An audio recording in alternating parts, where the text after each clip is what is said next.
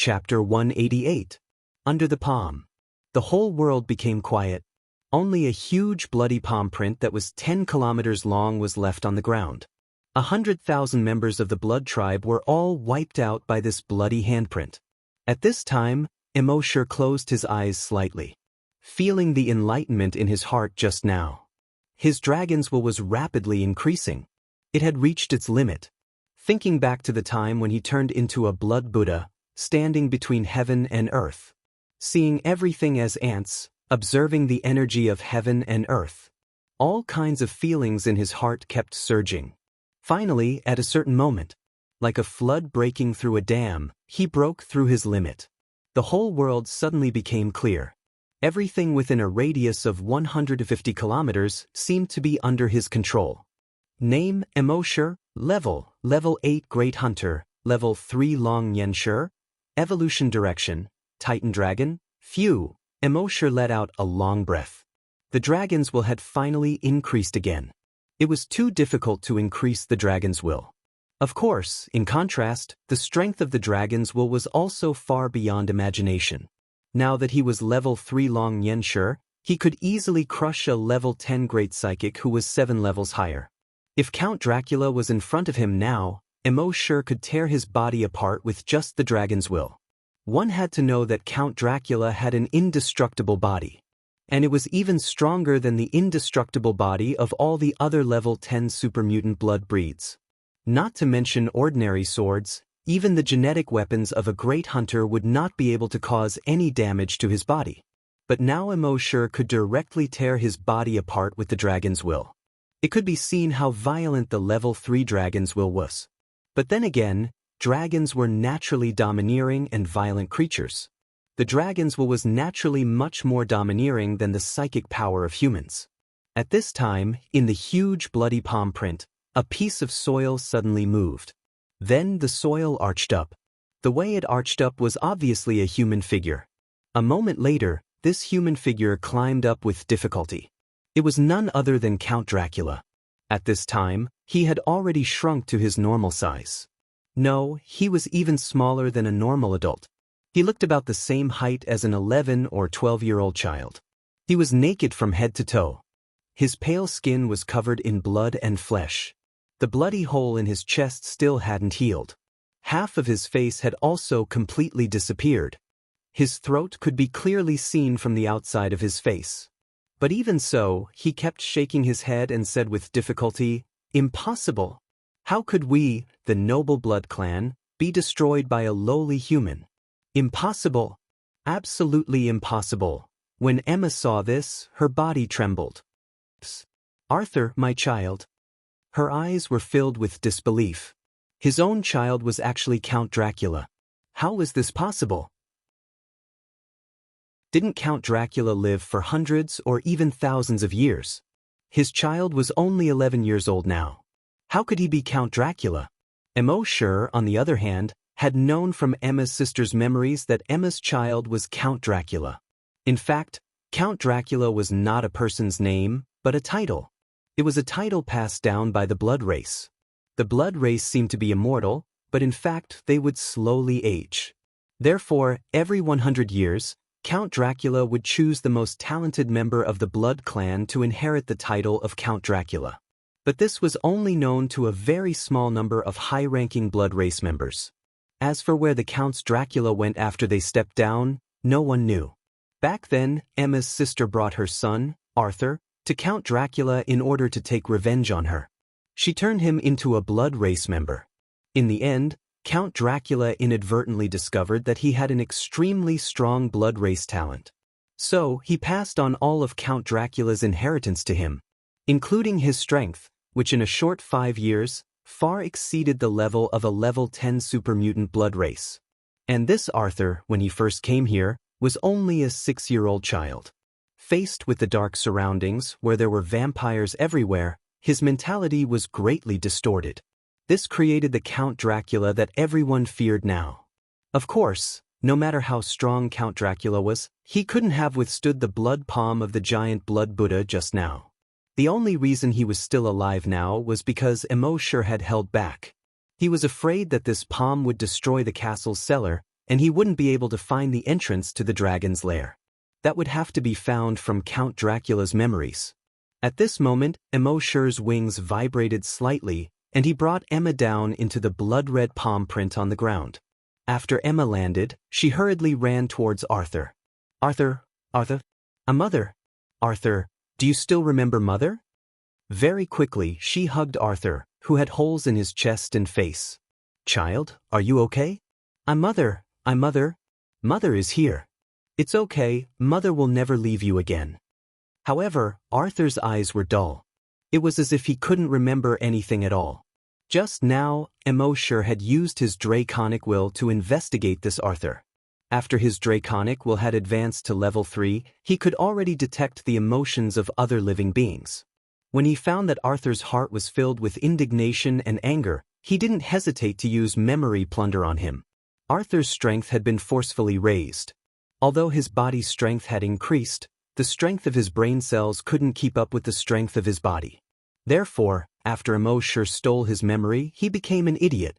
At the same time, because the blood palm had a strong restraining effect on infected bodies, most of the blood-breed virus in his body had been killed. Although the remaining bit of blood-breed virus could ensure that he wouldn't die even with the holes in his chest and face. But that was it. At this moment, he had already become an ordinary idiot. Psychokinesis and corpse hunter aside. Even an ordinary person could easily finish him off with a crowbar. He was no longer a threat to anyone.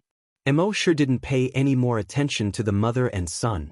He turned and walked in the direction of the giant palm print. With a move of his draconic will, the stones and soil on the ruins flew up and fell to the sides. Very quickly, he used his draconic will to dig a hole about 2 meters deep. In the hole, a stone door appeared. It was a circular stone door. There was a carving on the stone door. It was a blood-breed mother, holding a baby. Emosher knew from the memories of a few high-ranking blood breeds that in order to open this stone door, only the blood of the current Count Dracula's birth mother would be able to do so. Otherwise, if it was forcefully opened, it would detonate the explosives inside, causing the entire passage to be completely sealed. This was the real reason Emosher brought Emma to Castle Dracula.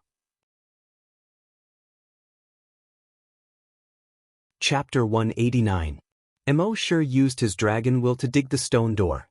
He turned around and said to Emma, "I need a drop of blood." Emma was hugging her silly son with tears flowing down her face. Hearing Emosher's words, she naturally knew that Emosher wanted her blood. She immediately nodded, took her son's hand, and came to the stone door. Emosher's dragon will moved, and a small wound appeared on Emma's fingertip. A drop of blood dripped onto the stone door.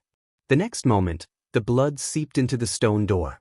Then, the stone door trembled slightly. Accompanied by the sound of machinery, the stone door slowly moved to the sides. A deep and dark passage appeared in front of them. Emosher's dragon will probed into the dark cave. However, there were many bends in this cave. No matter how strong his dragon will was, it was impossible for him to go around so many bends and probe inside. He gently stroked the blood slave on his shoulder. Dragon will ordered, "Go." The blood slave seemed to understand human nature and nodded. Then, it flapped its wings and flew into the passage. Emosher used his dragon will to detect that there were a few vampires trying to escape more than 80 kilometers away. Although the bloody handprint just now destroyed most of the nearby vampires. But the vampires who were further away barely survived. But they were unlucky to be swept by Emosher's dragon will at this moment. Soon, the bodies of these vampires were torn into pieces. Then, they reorganized and finally formed a virus clone that looked exactly like Emosher. Emosher's dragon will moved. The virus clone ran towards the bloody handprint. A moment later, the virus clone arrived at the entrance and directly entered the passage. With Emosher's cautious personality, even if the blood slave had investigated clearly, he would still condense a virus clone and make another trip. Emma was slightly taken aback when she saw this person who looked exactly like Emosher. Could it be that this Asian man was also a twin? While the blood slave was investigating, Emosher directly signed in his mind. System, special event sign in. He was filled with anticipation.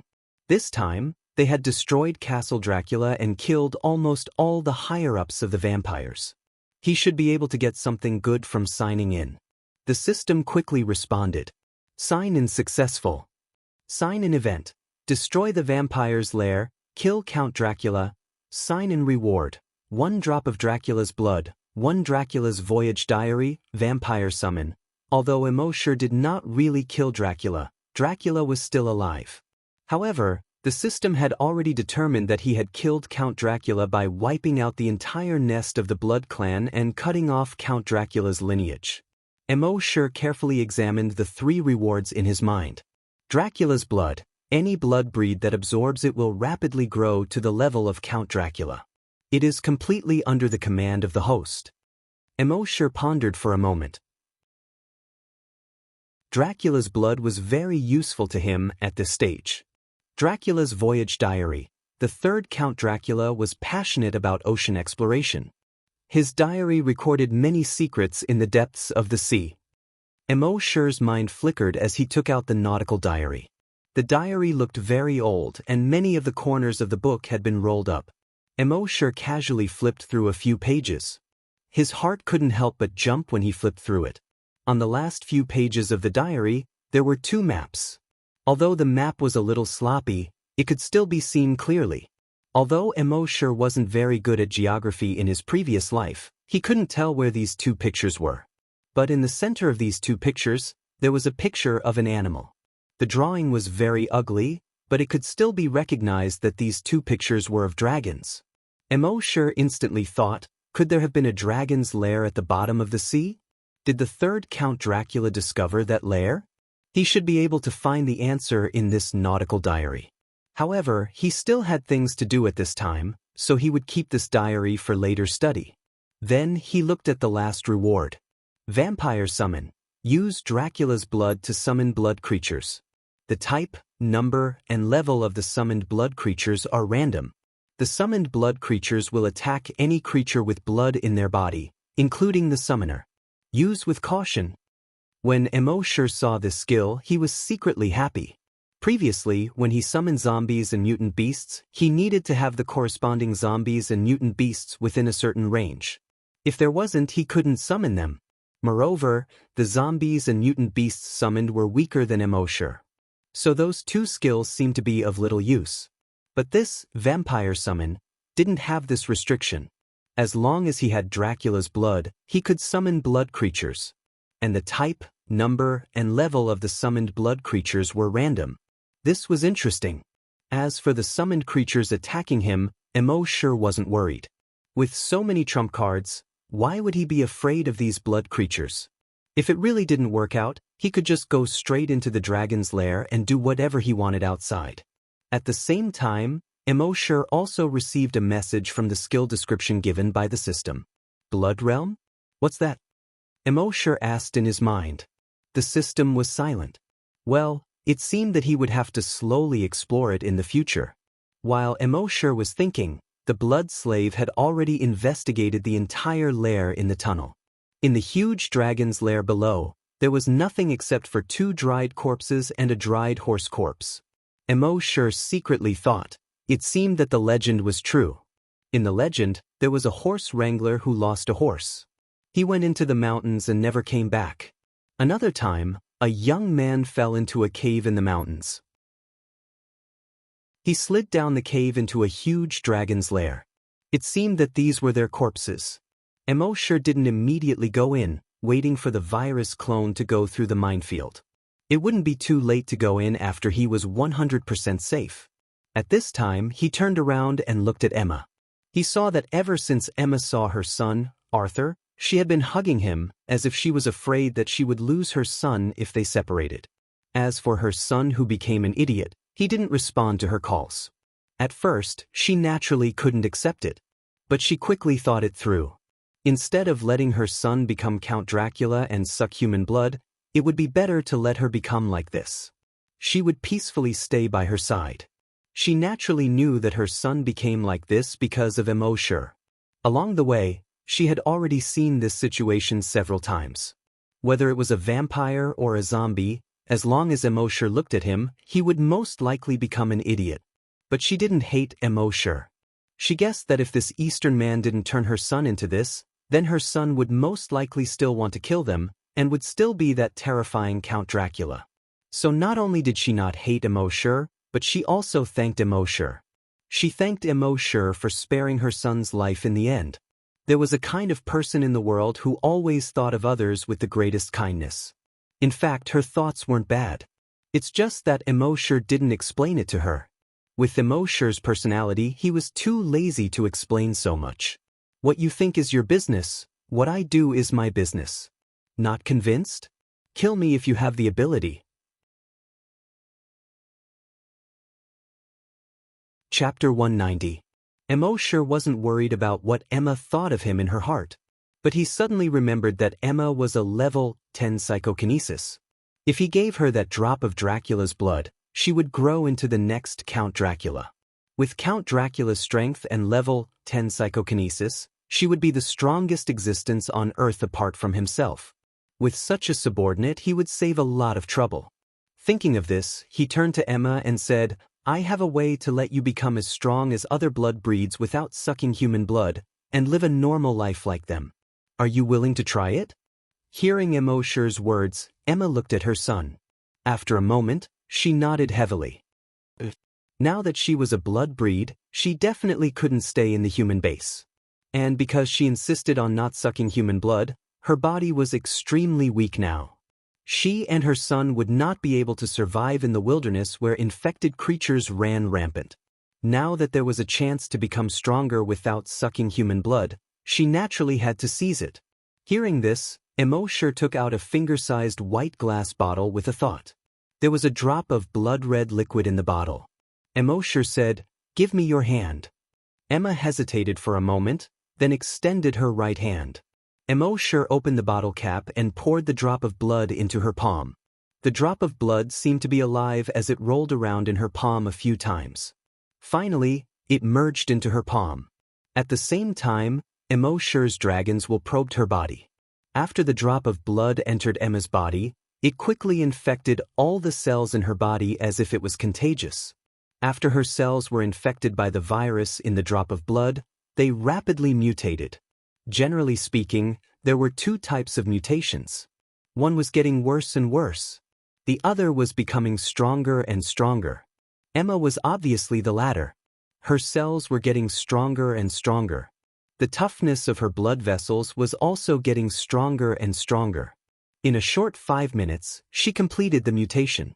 At this moment, her physical strength, speed, and other aspects were exactly the same as the previous counts of Dracula. They were dozens of times stronger than ordinary level 10 blood breeds. Coupled with her level 10 telekinesis, she was probably 100 times stronger than the average level 10 mutated blood breeds. Such strength was enough to make him the strongest existence among all the previous counts of Dracula. At the same time, when she looked at Emosher, her gaze was filled with absolute reverence. It was the kind of reverence that was 100% obedient to Emosher. At the same time, her desire for human blood was greatly reduced. When Emosher had plundered her son Arthur's memories, he had already reached the level of Count Dracula. There was no need for him to suck human blood. The blood of other animals can also be substituted. It was just that to them. Human blood was more delicious than the blood of other animals. Emosher took out another bottle of recovery medicine and threw it to her. Give it to him. This time, Emma didn't hesitate and fed her son the medicine. A few minutes later, a miracle happened. The bloody holes on his son's chest and face were healing at a speed visible to the naked eye. In just 5 minutes, his body had completely recovered. Seeing this, Emma's eyes were filled with tears. She repeatedly said to Emosher, thank you, master, thank you, master. Emosher shook his head. He ordered her, spend some time with your son today. From tomorrow onwards, you will conquer the remaining 8 blood breeds families. Then, bring these families to destroy all the mother nests in the world and eliminate all the zombies. Emma respectfully lowered her head and said, yes, master. She didn't know why she would obey such an order. It was as if she had done it for no reason. and she felt that it was only right to obey Emosher's orders. At this time, Emosher's virus clone had finished exploring the inside. There didn't seem to be any danger inside. Emosher then slowly walked inside. Emma took the initiative to stay outside. She helped Emosher keep watch. She hugged her son and watched as Emosher's figure gradually disappeared into the dark and deep passage. Her heart was filled with gratitude. She muttered, "Son, we have to be grateful to Master for the rest of our lives." If it weren't for Emosher, she would still be in the Manhattan base, tortured by the desire for blood every day. If it weren't for Emosher, she probably wouldn't be able to see her son again in this lifetime. Even if she did see her son, he would only be a bloodthirsty demon. But now, Emosher not only rescued her from the Manhattan base, but also allowed her to see her son. He also allowed her strength to greatly increase in a short period of time. He gave her and her son the ability to survive in the wilderness. And he also restored her son's body. She had never been willing to judge others with malice in her life. Moreover, Emosher had helped her and her son so much. She was naturally only grateful to Emosher. As for being deprived of part of her freedom, she had never thought about it. In her opinion, in order to repay Emosher's kindness, she should do anything for Emosher. At this time, Emosher had already followed the passage and turned many times. Finally, he came to a huge and empty cave. In a corner of the cave, there were 2 mummified corpses and a mummified horse corpse. Other than that, there was nothing else. This should be the former draconic ruins. However, there were no dragon skeletons in this draconic ruins, nor were there any claw marks left by a giant dragon. Emosher's dragons will thoroughly checked this place 3 times. Only then did he say, "System, sign in." The system's voice suddenly sounded frowny face sign in successful. Sign in location, Draconic Ruins, sign in reward, 1, Demon Suppressing Orb, sign in reward, 2, Dragon Scale, sign in reward, 3, Dragon's Will. Emosher looked through these 3 rewards carefully. He had an understanding in his heart. Among them, the one that excited him the most was the Dragon's Will. Originally, the improvement of Dragon's Will was extremely difficult. Especially after advancing to level 3 this time, he could clearly feel that his Dragon's Will was much stronger than before. Originally, with his Dragon's Will that had just advanced to level 3, he didn't know how long it would take for it to level up again. But this time, a wisp of Dragon's Will had increased his total Dragon's Will by a large margin on the basis of level 3. He estimated that with 2 more wisps of Dragon's Will, his Dragon's Will would be able to level up again. As for the Dragon Scale, the effect was exactly the same as the previous one. Emosher didn't know why the system rewarded him with so many Dragon Scales. The Demon Suppressing Orb was a bead the size of a walnut. It was nurtured in the body of a giant dragon and had a righteous aura. A single bead could suppress 10,000 demons. However, this demon-suppressing orb was a one-time consumable. If he wanted to obtain it again after using it up, he could only use his evolution points to designate a reward to sign in. Just as Emosher was secretly rejoicing in his heart, suddenly, on the stone wall next to him, the sound of a mechanism could be heard. Ka-ka-ka. A stone door had actually appeared on the seemingly intact stone wall. Then ka-ka-ka, ka-ka-ka. One after another, the sound of a mechanism could be heard. On the stone wall, stone doors appeared one after another. The stone doors weren't big, only the size of a room's door. From each stone door, a figure walked out.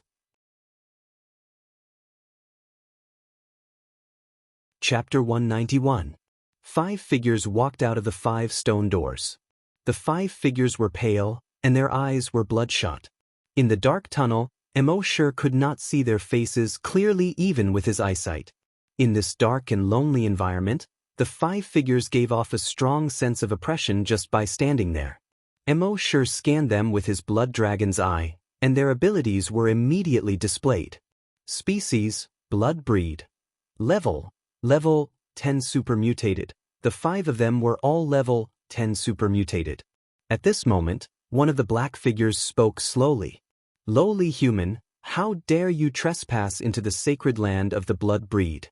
This is unforgivable." Another black figure spoke slowly, and his voice sounded like metal plates rubbing against each other.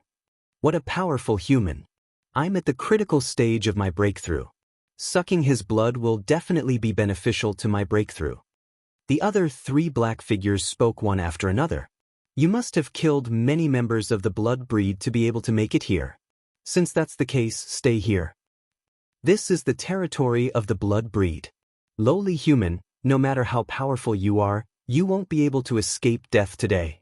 As they spoke, their black cloaks fluttered even though there was no wind. The 5 of them seemed to have grown much taller in an extremely short period of time. Soon, the 5 of them had filled up 1/5 of the entire cave. Moreover, they were still expanding. Emosher shook his head slowly. From Arthur's memories, he already knew that there were people in this cave. After the successive counts Dracula left their positions, they had all hidden in this so-called sacred land of the blood breed and trained hard in order to break through their limits and reach the next realm. This was because in the ancient legends, their lifespan would only increase when they broke through to the next realm. Even if each generation was 100 years old, the oldest of the 5 old fellows was an old monster who had lived for more than 500 years. Every single one of them was stronger than Arthur from before. Each of them even had their own unique skills. However, after Emosher checked their abilities, he directly ignored them. No matter how strong the 5 of them were, they were still too weak compared to him. And this time, he didn't even bother to lift a finger. The dragon thought stirred and directly took out that demon-suppressing orb. This demon-suppressing orb was only the size of a walnut and looked like a glass ball. However, there seemed to be something indescribable contained within this glass ball. When he took out the demon-suppressing orb, he did not need to activate it with dragon will, nor did he need to activate it with energy. It just sat there quietly in the palm of his hand. The 5 huge shadows in the surroundings immediately let out heart-wrenching screams. At the same time, the black shadow kept twisting and struggling. It was shrinking rapidly.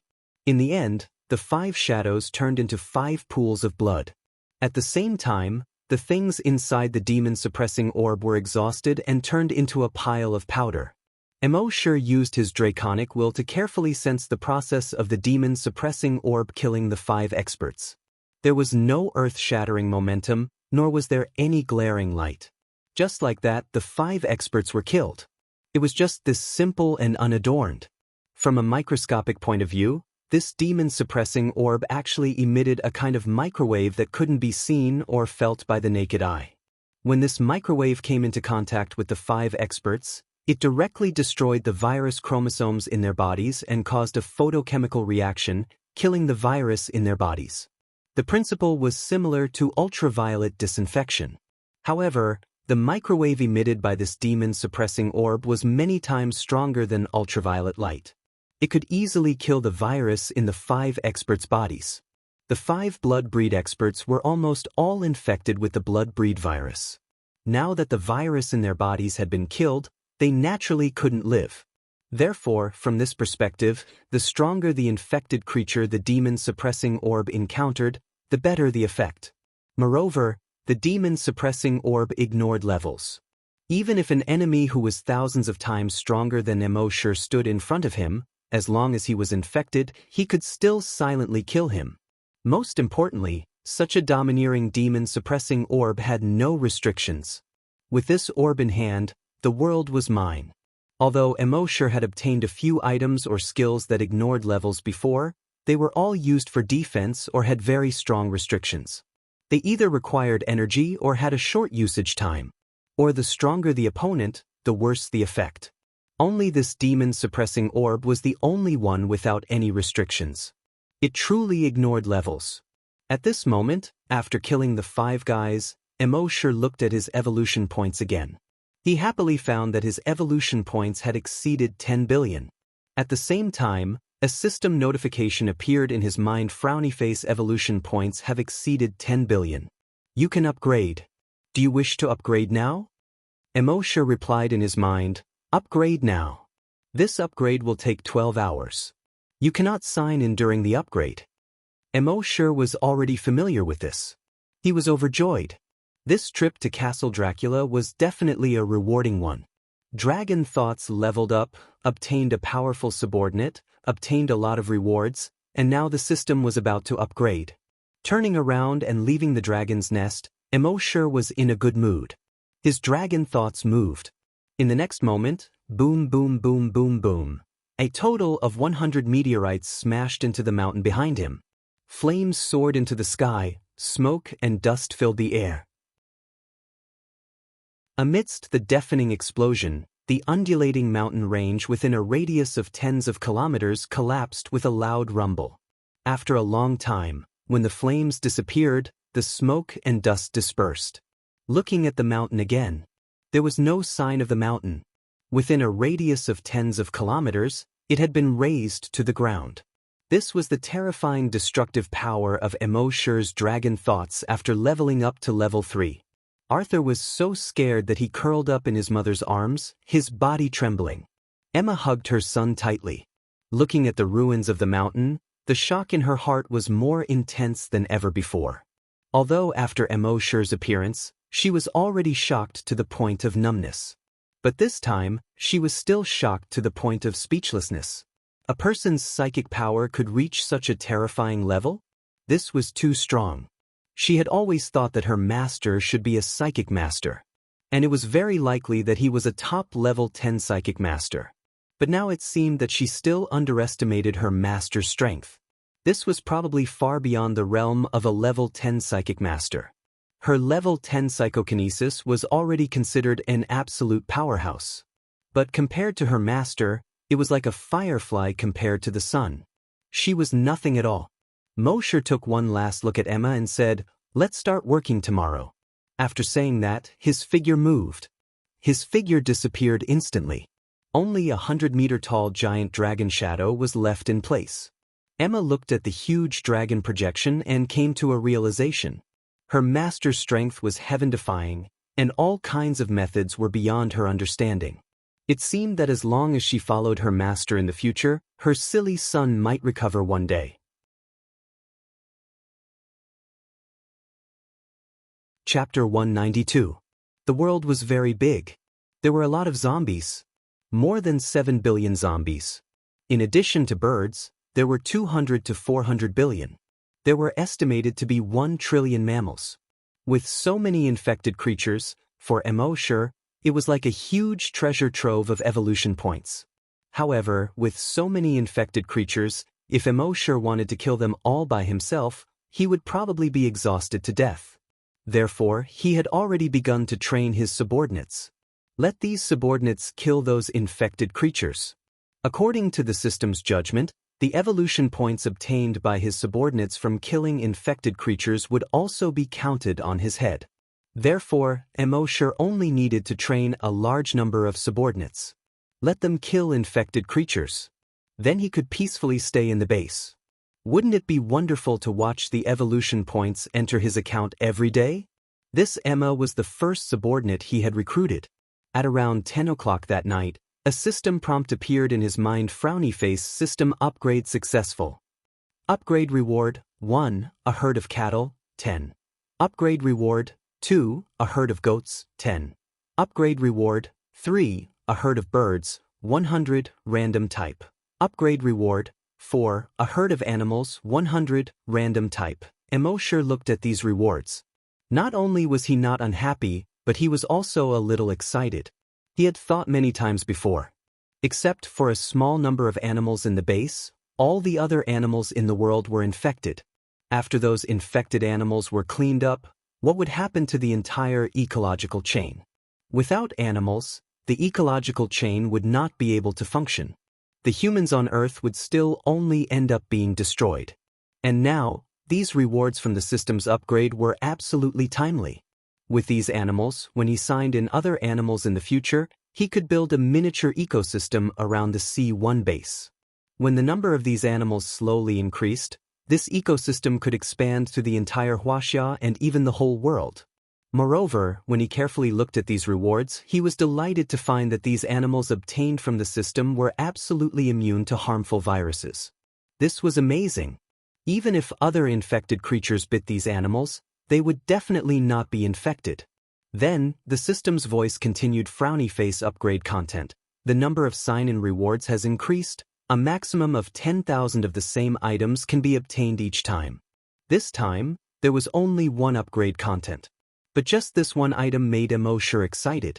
Every time he signed in, he would receive 10,000 of the same items. With the addition of the Dragon Palace, he could obtain 20,000 pieces. In that case, wouldn't he be able to level up again in just a few days? Furthermore, after leveling up, it would only take a month at most before it could level up again. In other words, it would take him 40 days to become a level 10 Great Hunter. Just thinking about it made him a little excited. Naturally, the more rewards there were, the more evolution points he would need. If he chose 10,000 rewards each time, he would need 11 million evolution points. However, this was not a problem for the current Emosure. He already had more than 10 billion evolution points. Now that he had so many subordinates helping him earn evolution points, he could earn around 10 million evolution points every day. Would he be afraid of not having enough evolution points? Emosure did not return to base C1 immediately. Since they were out, they might as well take a look at the other bases. Therefore, in the next few days, he went to every base in the world. With his dragon's will, he did not even need to enter the base.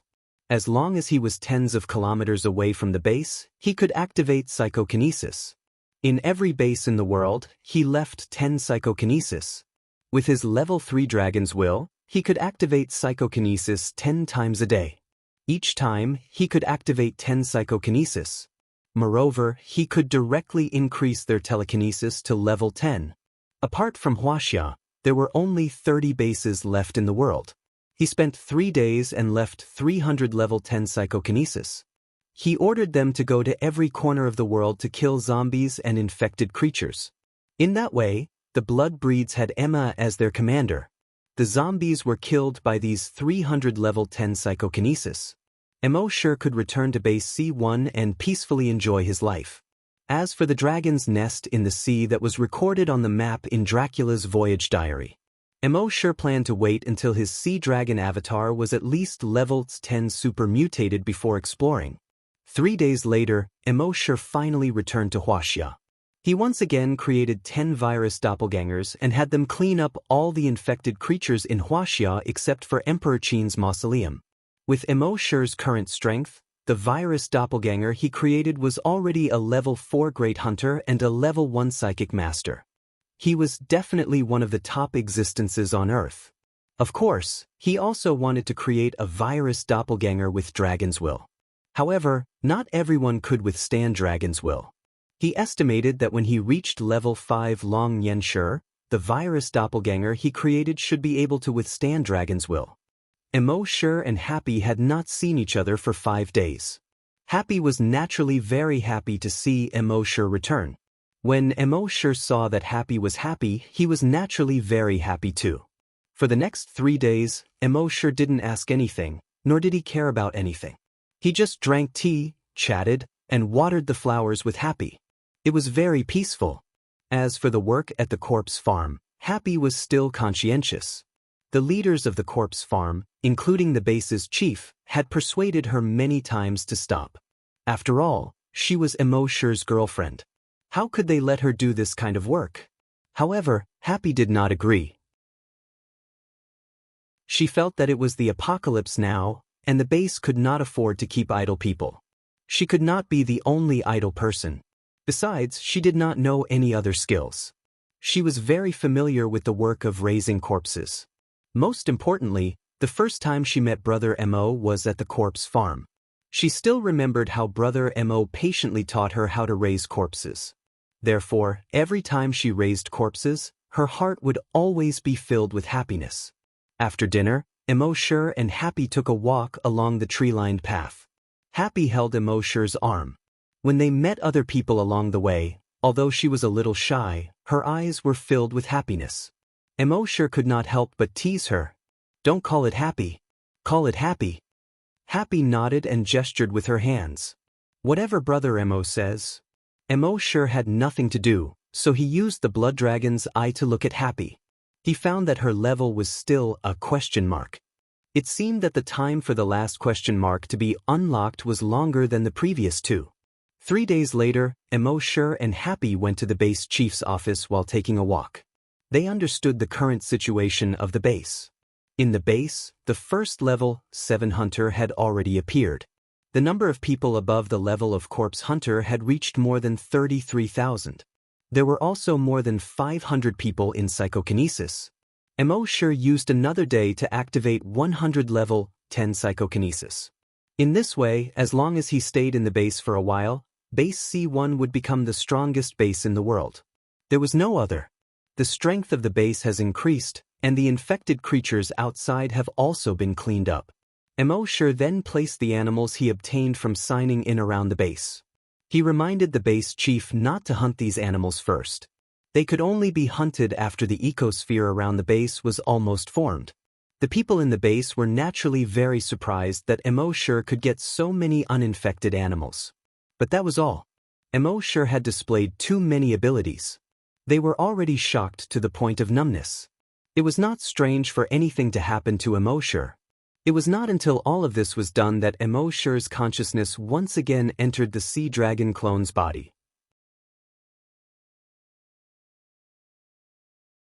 Chapter 193.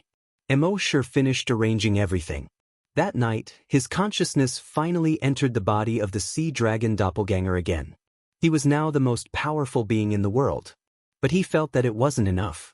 He always vaguely felt that there was some kind of restriction on Earth. The limit of infected creatures was level 10 super mutant, and the limit of humans was level 10 great hunters.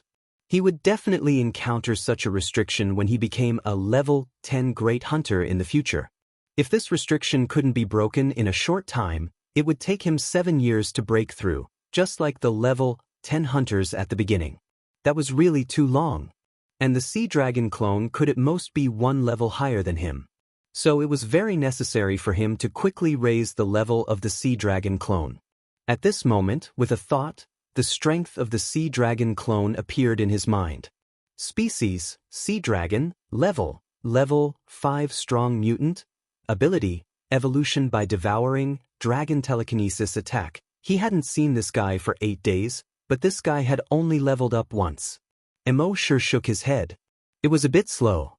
It seemed that he had to level up as soon as possible, then leave the Yellow River Basin and go to the sea. After all, there were endless possibilities in the sea. And in the sea, there was a dragon ruins waiting for him to explore. Emosure scanned with his dragon telekinesis and detected that on the shore 5 kilometers downstream, there was a strong mutant tiger more than 5 meters long squatting at the entrance of a cave on the shore, ambushing a mutant wolf. Emosure immediately swam downstream. With the speed of the sea dragon clone, he could now swim 5 meters per second. Although this speed wasn't as fast as a human running at full speed, don't forget that this was in the water. And with the speed of the river, he could swim 7 or 8 meters per second downstream. Soon, Emosure controlled the sea dragon clone and came to the shore. Probing with his dragon telekinesis, he could easily detect that the strong mutant tiger seemed to be napping. He opened the blood dragon's eye and checked its level. Species, mutant tiger, level 6 strong mutant. Emosure quietly dived out of the river. Then he swam diagonally to the surface of the water. At a certain moment, splash. With a huge splash, the 15-meter-long sea dragon clone instantly rushed out of the water. The mutant tiger suddenly turned its head. He subconsciously wanted to escape from the shore. However, at this moment, Emosure's dragon will spread out. Dragon will attack. Although the sea dragon clone's dragon psyche attack wasn't as ferocious and domineering as Emosure's level 3 dragon psyche, it still stunned the ferocious tiger. While he was distracted, the sea dragon's clone bit down. It actually bit off that huge tiger head in one bite.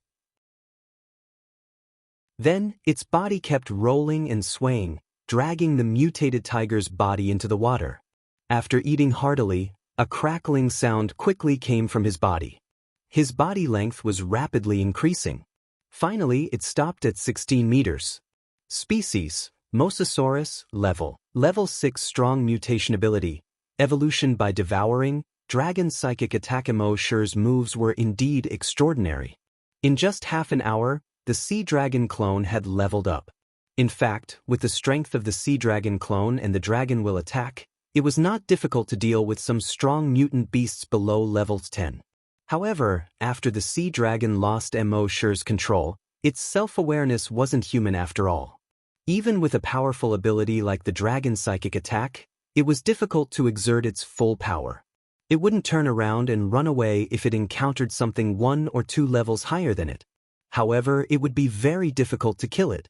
That was why it had only leveled up once after Emotion left for so many days. At this moment, Emotion was already extremely proficient in using the Dragon Will. As long as it was a strong mutant beast below level 10, he could easily kill it. That night, Emotion controlled the Sea Dragon clone and killed 3 strong mutant beasts in a row. The Sea Dragon clone's level was directly raised to level 8. It wasn't until dawn that Emotion's consciousness returned to his body. Although the Sea Dragon clone had leveled up twice in a row, it was still very tiring for him. And it had only leveled up twice, so he was still a little dissatisfied. At this rate, it was still unknown whether he could reach level 10 tonight. No, he couldn't go on like this. At this rate, when would he be able to reach a level higher than himself? He had to think of a way. That night after he had rested, Emotion didn't directly transfer his consciousness into the Sea Dragon clone. Instead, he set off and ran in the direction of the Yellow River. When he arrived near the Yellow River, the blood dragon wings grew out of his back. The wings flapped slightly, and he flew downstream from above the Yellow River. At the same time, the Dragon Psychic Attack swept over and took in all the mutant creatures in the Yellow River. Soon, he discovered several strong mutant beasts between level 8 and level 10. Emotion's Dragon Psychic Attack moved, intending to knock out a level 8 mutant beast. However, the Dragon Psychic Attack had just leveled up to level 3, so he wasn't very familiar with the strength of the Dragon Psychic Attack. He had accidentally killed the level 8 mutant beast with the shockwave. Emotion was a little embarrassed. He could only reduce his strength and continue to shock the other strong mutant beasts with the Dragon Psychic Attack. All the strong mutant beasts were knocked out. Then he led them with the Dragon Psychic Attack and quickly swam toward the Sea Dragon clone. More than 2 hours later, all the strong mutant beasts between level 8 and level 10 were delivered to the Sea Dragon clone. And each of the strong mutant beasts only fainted, none of them died. At this time, without Emotion's control, the Sea Dragon clone was still hissing excitedly. It pounced on these strong mutant beasts.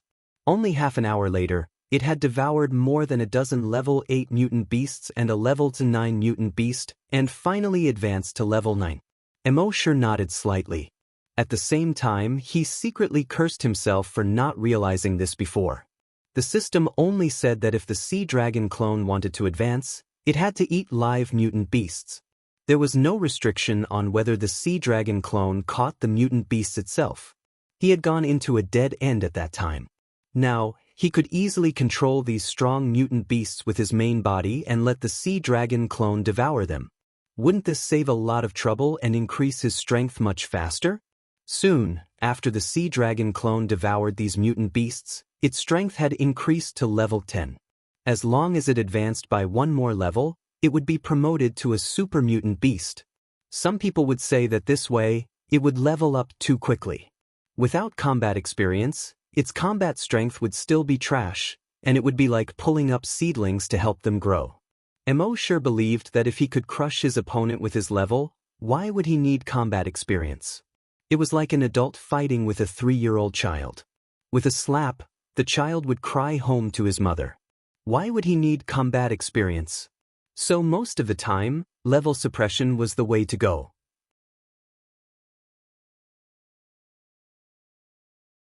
Chapter 194. Emotion felt gratified to see the Sea Dragon clone reach level 10. It was like seeing his son finally enter the 6th grade. However, just the 6th grade wasn't enough. There were still middle school, high school, and college, so he had to continue to level up. Emotion continued to search the Yellow River Basin. In the end, he found the only dozen or so level 1 mutated beasts in the Yellow River Basin. It was still the dragon consciousness that knocked them out and left them for the sea dragon clone to devour. The sea dragon clone's first choice was a mutant crocodile. This mutant crocodile was much bigger than the ones Mosher had encountered in the dam. It was more than 20 meters long and 2 to 3 meters tall. Its body was covered with a thick layer of scales that reflected a metallic luster. It had a huge mouth more than 5 meters long, and the sharp teeth inside were uneven, shining with a cold light. A timid person would probably pee their pants just by looking at it. Mosher originally thought that if the sea dragon's teeth couldn't break through the mutant crocodile's defense, he would have to help it. It was really troublesome. But he didn't expect the sea dragon to be so smart. It used 2 barbed fins to break open the mutant crocodile's long palate and ate directly from its mouth. A moment later, the mutant crocodile was eaten until only an empty shell was left. At the same time, the dull sound of bones growing came from its body. Crack, crack, crack. Its body was growing rapidly. Hard horny scales also began to grow on the surface of its body. They looked exactly the same as the crocodile's scales. Its fins became thicker and thicker, and it already looked like a crocodile. Its mouth also became longer, closer to the appearance of a crocodile's long palate. It became more conducive to biting. A moment later, its body had reached 20 meters in length. Branches grew on its body. At first glance, it looked like a mutant crocodile. But if one looked carefully, they would find that its face was even more ferocious than a crocodile. On the top of its head, there were hard barbs the length of a finger. Its tail was about 7 or 8 meters long. And this tail was very strange. It was actually triangular. Hard scales grew on each of its horns, making it look like a 3-edged blade. From the neck to the tip of the tail, there was a serrated blade.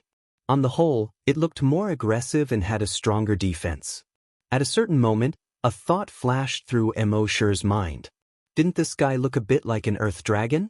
In Western legends, dragons were divided into many types. Among them, according to how they traveled, there were flying dragons and earth dragons. The earth dragon's strength and status were much lower than the flying dragons.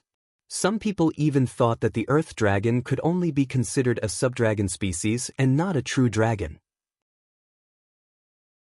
However, Mosher felt that no matter how low the earth dragon status was, it was still related to the word dragon. If there really was an earth dragon, Mosher felt that it should be this fellow. He used the blood dragon's eye to look again. Species, sea dragon, level 1 super mutated, ability, evolution by devouring, dragon psychic attack, death roll. It had finally reached super mutated dragon using this method to devour to evolve dragons. Devour evolution in the past. He didn't know what he was thinking, but he didn't think of this point. Next, it was time to head for the sea. Mosher waited for the sea dragon doppelganger to finish devouring the remaining mutant beasts before controlling it to swim towards the estuary of the Yellow River. Its speed was now 20 meters per second. Even so, it still took them more than 3 hours to reach the estuary of the Yellow Sea. At this time, Mosher had already caught hundreds of super mutated beasts below level 3. After knocking out these super mutated beasts, he stored them in his personal reservoir.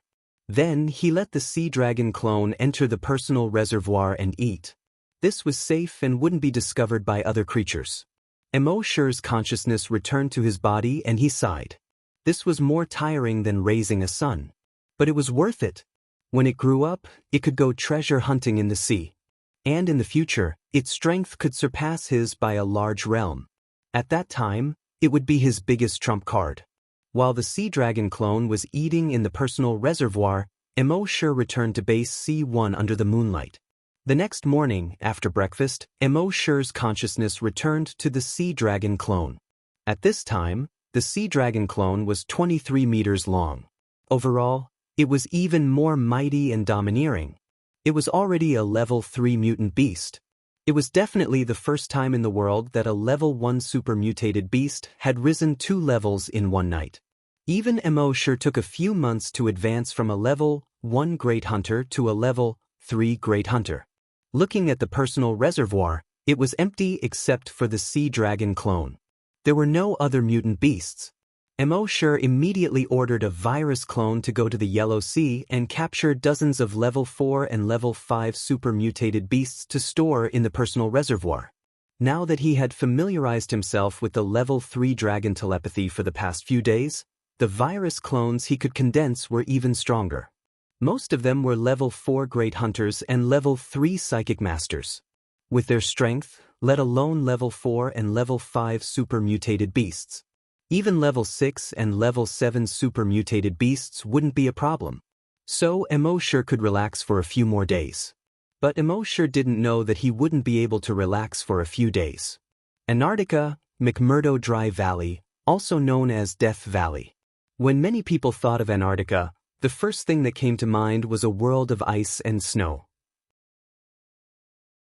But McMurdo Dry Valley didn't have a trace of ice and snow. Because in this valley, the cold wind whistled all year round. The cold wind blew at a speed of more than 300 kilometers per hour, taking away all the moisture in the air. So it hadn't rained or snowed here for more than 2 million years. The entire valley was barren. There were only large and small stones. And between these stones, there were hundreds and thousands of sea beast skeletons. There were penguin skeletons, seal skeletons. So this place was called Death Valley. There were many strange things in the valley. Among them, there were two that were the most terrifying. First, this place was more than 50 kilometers away from the nearest coastline. Why would seals and other marine animals travel such a long distance and die here in groups? Second, and also the most terrifying thing, when you walked along the valley full of animal skeletons to the end, you would find a glacier. And on top of the snow-white glacier, there was a blood-red waterfall. This blood-red waterfall flowed down the glacier, all the way to the dry valley, and then it would dry up. Here, every once in a while, blood-red liquid would spurt out from the glacier. When it flowed into the dry valley, it would disappear. It was said that many exploratory teams had mysteriously disappeared after coming here. But at this time, in the fierce wind, above the blood-red waterfall, two light blue lights slowly appeared. At first, it was just two balls of light the size of wash basins. A moment later, these two balls of light began to slowly condense into human silhouettes. Another 5 minutes later, the light completely condensed into two humans.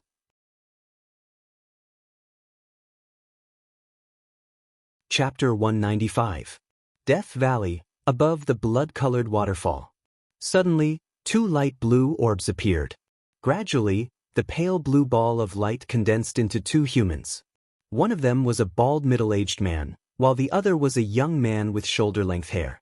The long-haired young man looked at his body from head to toe and said curiously, "Isn't this teleportation technology too awesome?" The bald middle-aged man smiled and explained, "Breaking down a human body into molecular form and teleporting it to a planet 30 light-years away. Then reassembling the molecules and forming a human form again. This is called disassembling and reassembling teleportation." The long-haired young man joked, "You can reassemble after disassembling? Isn't this the same as resurrecting us after killing us once? Isn't it too awesome to resurrect the dead?" The bald middle-aged man explained patiently, "Young master, you must be joking. The technology of resurrecting the dead hasn't been developed yet. This disassembling and reassembling technology is just an improved version of the ancient microwormhole teleportation technology." The long-haired young man waved his hand and looked a little impatient. I know. There are very few large wormholes in space, but microwormholes that are invisible to the naked eye are everywhere. The microwormhole technology is a teleportation technology that breaks down an object into molecular form and transmits it to a designated coordinate through the microwormhole before reassembling the molecules. The long-haired young man recited it like a high school student reciting history and politics. The bald middle-aged man smiled and said, "Young master is indeed a top student." The long-haired young man waved his hand and looked even more impatient. "All right, let's go."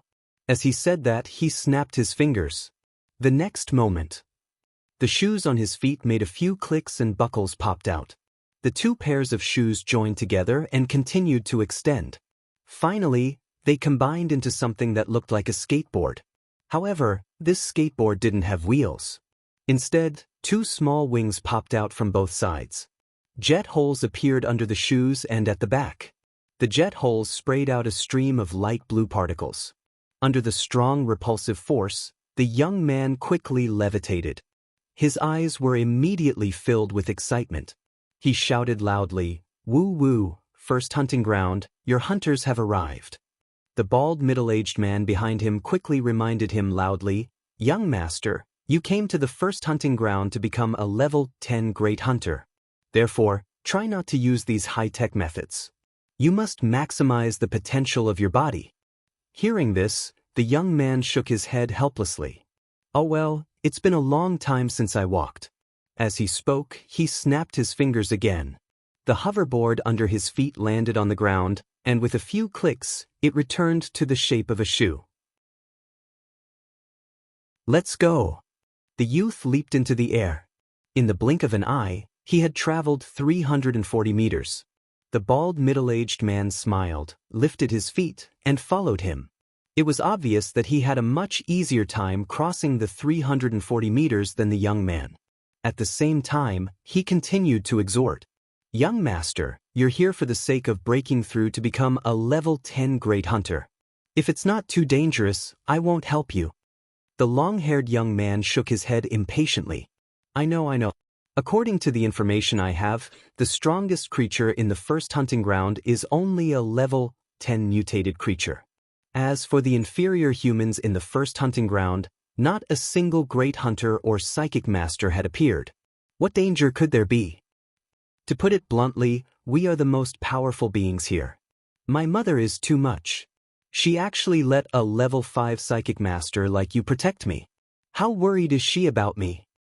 The bald middle-aged man could only listen with an awkward smile.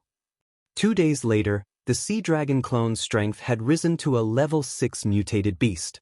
In another 2 days, when it rose to a level 8 mutated beast, Emosher planned to personally control the sea dragon clone and enter the sea to crush a group of mutated sea beasts. However, on this day, he suddenly had a thought. He had left a level 10 psychokinesis in the Chile base, and it was suddenly killed. Emosher didn't pay much attention to it at first. After all, he had left a few hundred level 10 psychokinesis behind. The loss of 1 or 2 didn't affect him at all. He really couldn't be bothered to cross half the world for a level 10 psychokinesis. However, in the following day, he lost contact with 3 level 10 psychokinesis. Emosher had to take this seriously.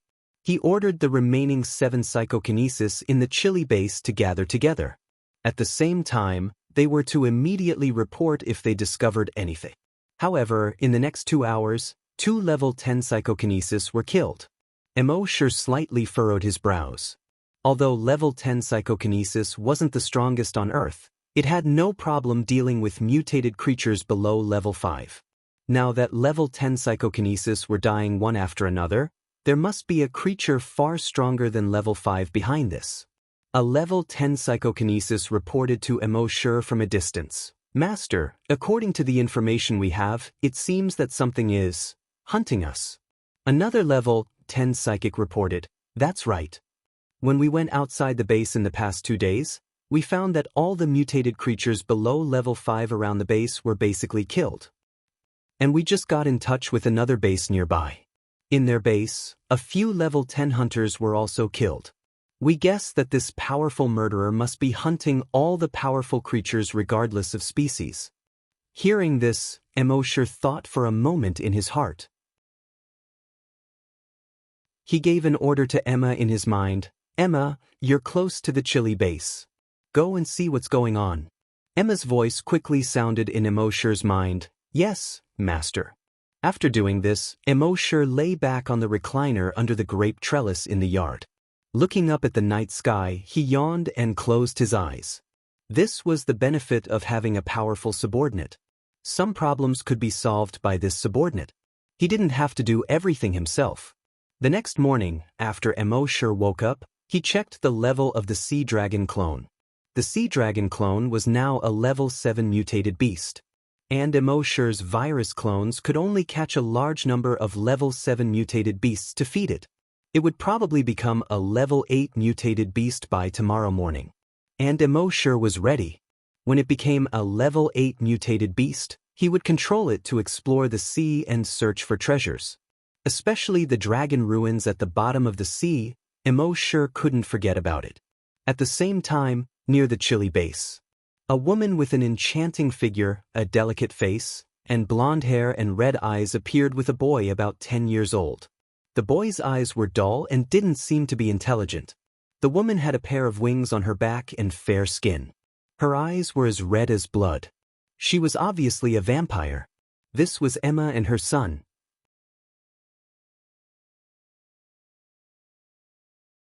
Chapter 196. Chilly Base by the Shore. The long-haired young man and the bald middle-aged man were resting on a rock. The long-haired young man's long hair danced in the sea breeze. He picked up the pebbles beside his feet and tossed them into the sea. He said, "This first hunting ground is so boring. The creatures here are too weak. There's no challenge at all. If this goes on, when will I be able to break through?" The bald middle-aged man smiled and said, "Young master, we have set up a restriction on the first hunting ground. Only the top creatures here can reach level 10 super mutated. There are very few that can cause you trouble. This is also the reason why Madam arranged for you to come to the first hunting ground. After all, this place is much safer than the other hunting grounds." The long-haired young man pouted. "Don't mention my mother. She's the one controlling me at home. Now that I'm here, why do you keep mentioning her in front of me? Isn't it annoying?" The bald man quickly lowered his head. "Yes, I promise I won't mention her again." Just as the two of them were talking, two figures flew over quickly from the mountain peak in the distance. Their speed was almost 500 meters per second. Seeing this, the bald man was overjoyed. "Young master, the challenge is here." The long-haired young man was instantly energized. He jumped up and turned to look at the figures in the sky. Blonde hair, crimson eyes, a beautiful face, and an enchanting figure. Her left hand was hugging a 10-year-old child. Seeing this, the young man's eyes lit up. "I didn't expect there to be such a beautiful woman in the first hunting ground." The bald man quickly reminded him. "Young master, the humans in the hunting ground are all inferior humans. They are primitive humans. You must not have any thoughts about them." The young man waved his hand impatiently. I know. The humans in the hunting ground are all prey. I'm just taking a look. I don't really want to do anything." Emma landed on the ground and carefully placed her son beside her. She then looked at the two of them and said coldly, "Did you guys kill the people in the base?" The long-haired young man smiled mockingly and said in English, "For you, prey. We are hunters. Isn't it natural for us to hunt prey?" Emma said coldly, "A life for a life. Then die." As she spoke, her level 10 psychokinesis instantly attacked the long-haired young man. At the same time, she arrived beside the young man in just a second. Although the young man was not injured by the level 10 telekinesis attack, his speed was affected to a certain extent. It was during this time that Emma arrived in front of him. The claw hook on its right wing was aimed directly at the young man's chest. The young man didn't have time to dodge and could only raise his right arm to block. Crack! Sparks flew as Emma's right claw tore off the long-haired young man's sleeve. Emma frowned. That was because the young man's right arm was actually a black metal mechanical arm. The entire metal mechanical arm was connected to the young man's shoulders seamlessly. Attaching a mechanical arm to a human body was clearly not a technology that should exist on Earth. When the young man saw that his sleeve was torn, he chuckled. "Are all inferior humans so impatient? We've only met for a short while and you're already taking off your clothes?" The bald middle-aged man next to him reminded him. "Young master, be careful. She is a level 10 super mutant blood breed and also a level 10 psychokinesis." The young man was slightly surprised. But then, his eyes were filled with fighting spirit. "This will be a challenge." As he spoke, the flesh on his right shoulder quickly wriggled and soon covered the entire mechanical arm. Then, a 5-meter-long saber formed on the mechanical arm. The back of the saber was in the shape of a sawtooth. He waved the saber and slashed at Emma. Emma used her advantage in speed to dodge the saber and then continued to attack the long-haired young man. Soon, Emma gained the upper hand with the advantage of her level 10 psychokinesis. Seeing this, the young man grinned and said, "I couldn't tell that this coquettish girl has some skills. Since that's the case, I'll use all my strength to fight you." As he spoke, the saber on his right arm started to glow with a fiery red light. After a while, the 5-meter-long saber looked like a saber that had just been taken out of a fire. It was fiery red all over. The air around the saber was slightly distorted. It was obvious that the temperature of the saber was extremely high. The next moment, he swung his right arm. The saber instantly left his body and flew forward. At the end of the saber, there was a fiery red chain connected to it. The saber came so fast that even Emma couldn't dodge it. Her right arm turned into a hard-horned claw and instinctively wanted to block it. With a soft sound, her entire right arm was easily chopped off by the saber. Blood immediately spurted out. One must know that the claw that Emma's right arm turned into could easily split open metal and stone.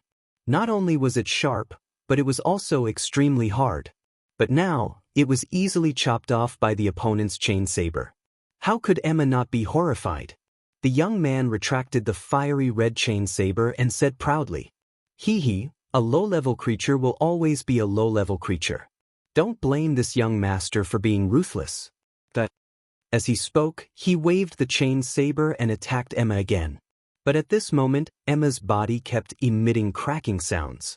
Accompanied by these sounds, her body quickly became bigger. Her eyes were so red that they could drip blood.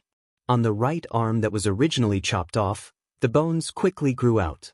Around the bones, blood vessels, muscle tissue, and finally, skin began to grow. Very quickly, Emma's body reached a height of 100 meters. Her wingspan reached a width of more than 500 meters. Although it didn't reach the extent of covering the sky, it was still very imposing. The young man was stunned at first, but the next moment he laughed. "Taking off your clothes when you can't win, isn't that a disgrace to the refined?" The current Emma was 100 meters tall, and her previous clothes were already torn apart. But she didn't care about that. Her right hand turned into a claw and grabbed at the young man. The young man's eyes were filled with fighting spirit. The fiery red chain saber on his right arm danced and attacked the huge Emma. His fiery red high-temperature chainsword could easily split open Emma's body. But such a small injury was not worth mentioning compared to Emma's 100-meter-tall body. After fighting for more than 20 rounds, the young man's stamina seemed to be running out. The chain saber retracted back into his body. The horned layer that wrapped around his right arm quickly receded. His right arm returned to the mechanical arm from before. Seeing this, the long-haired young man cursed, "F***ck." Then he turned around and fled. But his speed was still too slow for the current Emma. Emma was about to catch up to him. He could only snap his fingers. The shoes on his feet quickly pieced together into a flying skateboard. He quickly fled at a speed of 1,000 meters per second. Seeing that the long-haired young man had fled, Emma flapped her wings and pounced at the bald middle-aged man. The bald middle-aged man snorted coldly. "You don't know what's good for you." The next moment, a huge amount of telekinesis directly pressed down on Emma. Boom! Emma was pressed to the ground by the huge telekinesis. The earth trembled, and the trees next to her kept shaking. Several rocks on the coast also fell into the sea with a plop. Looking down from the sky, it was like a huge bat had fallen to the ground.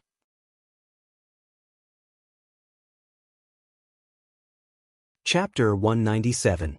The young man had already escaped 2 kilometers away, but when he saw the huge Emma, he was crushed to the ground. He immediately made a turn in the air and flew back. He shouted to the bald middle-aged man, "Let me do it." As he spoke, his right arm turned into a flaming red chain blade and was about to kill Emma. When the bald middle-aged man saw him condense the flaming red chain blade again, his expression changed greatly. He said, "Young master, forcefully activating a genetic martial art a second time in such a short period of time will cause too much damage to your body." The young man waved the flaming red chain blade impatiently. I know. Anyway, I have plenty of healing medicine at home. Won't I recover after taking a few?" The bald middle-aged man regained his composure and nodded. That's true. But young master, don't make a move first. The long-haired young man was unhappy. But don't tell me you still have feelings for her? The bald middle-aged man blushed slightly and said, Young master, you must be joking. What I mean is that this prey is an excellent sparring partner. Young master, wait until you recover your strength before continuing to spar with her. Your battle experience and battle awareness will increase quickly. Who knows, whether you can break through your limits or not will depend on her. When the long-haired young man heard this, his face lit up. That's good too. But you said that I can break through on her. You are insulting me. When the bald middle-aged man heard this, his face turned slightly red. This young master had a noble status, but he was always full of filthy words. It did not match his status. After that, the two of them walked quickly and left. Emma's body had already shrunk to normal size. She quickly took out a set of clothes from her son's bag and changed into it. After that, she reported everything to Emosher in her mind. When Emosher heard Emma's report, he thought to himself, from the words and actions of these two people, they did not seem to be humans from Earth. Damn, there were really aliens? What was up with the long-haired young man's mechanical arm? They called the mechanical arm a genetic martial art? It seemed that the power of this mechanical genetic martial art was much stronger than ordinary genetic martial arts. They also said that Earth's creatures were prey and that Earth was a hunting ground. There seemed to be a shocking truth behind this. At the same time, this made Emosher feel very unhappy. Earth was a hunting ground and Earth's creatures were prey. You guys sure talk big. With that in mind, he ordered Emma in his mind. If they come to fight with you again, lure them to China. Emma replied, Yes, master. After resting for 3 hours, the two of them flew back again. The youth looked at Emma, who had already put on her clothes, and spoke maliciously. Yo, little girl, you put on your clothes quite quickly. Then let's see if you can put it on faster than I can make you take it off faster. As he spoke, the genetic martial art on his right arm condensed once again. Emma obeyed Emosher's instructions and did not fight him. Instead, he picked up his son and flew towards the east. Trying to run? The long-haired youth laughed and said, Do you think you can escape? He stepped on the hoverboard and chased after Emma. Moments later, he caught up with Emma. Emma had no choice but to put her son aside and continue fighting with the long-haired youth. The result was the same as before. The long-haired youth was no match for Emma. However, with the bald middle-aged man beside her, Emma could not kill the long-haired youth even if she wanted to. She could only carry her son and continue flying towards the east. The long-haired youth rested for more than 2 hours. After recovering his strength, he chased after her again. Just like that, the cycle continued. China. In these 2 days, Emosher's sea dragon clone had been promoted to a level 8 super mutated beast. Those powerful super mutated beasts usually lived in the deep sea. Emosher could not catch them with his telekinesis alone. Therefore, if he wanted to promote again, Emosher would have to control the sea dragon clone with his consciousness and go to the sea personally. However, Emosher planned to deal with those 2 guys first. It was on this day that those 2 fellows chased after Emma and arrived in Huaxia. The bald middle-aged man said, Young master, after these 2 days of fighting, your combat experience and combat awareness have improved a lot. And I used my telekinesis to detect that your cells are much stronger than when you first came here. Their capacity is also much greater. If everything goes well, the next battle should be when you break through your limit. Hearing this, the long-haired youth's eyes were filled with fighting spirit. Great, I've been waiting for this moment. Then, he used his hover skates to block Emma's path. He chuckled, Little beauty, although you're not bad-looking, I can't bear to kill you. But I have no choice. In order to break through, I have to bear the pain and kill you. Let this young master admire your naked body one more time. As he spoke, the flesh on his right shoulder wriggled quickly and quickly wrapped around the mechanical arm on his right hand. The flaming scythe condensed once again. It was about to attack Emma. But at this moment, a figure flashed and blocked in front of Emma. This person was slender and had a cold gaze. He was dressed in black. It was none other than Emoshur. Seeing this, the youth frowned slightly and stared at Emoshur. "You bumpkin, don't block me from admiring the body art." In his opinion, this blood-kindred woman was already the strongest existence in the first hunting ground.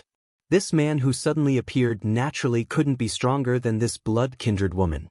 Therefore, he didn't take Emoshur seriously at all. When Emma saw Emoshur appear, she heaved a sigh of relief. Emoshur turned around and said to Emma, "You're tired." "You're tired? Go rest." Emma nodded respectfully, "Yes, master." As she spoke, she flapped her wings and flew down. She carried her son and flew into the distance. She knew her master's strength. Even if she wanted to watch from the side, she had to stay as far away as possible.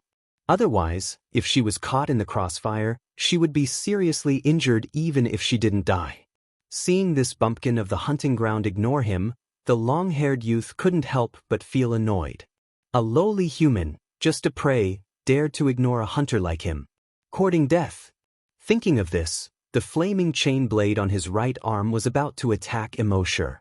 But at this moment, the bald man beside him suddenly changed his expression. When he looked at Emoshur, it was as if he had seen the most unbelievable thing in the world. This was because when he tried to use his telekinesis to probe this man's strength, he realized that his telekinesis couldn't penetrate this man's body at all. This could only mean one thing: this man's telekinesis was stronger than his. How was this possible?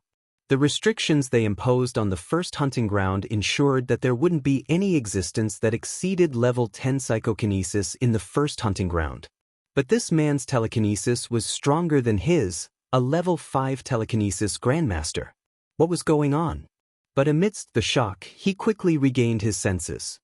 He quickly pulled up the long-haired youth who was trying to attack Emoshur and shouted, "Young master, leave quickly."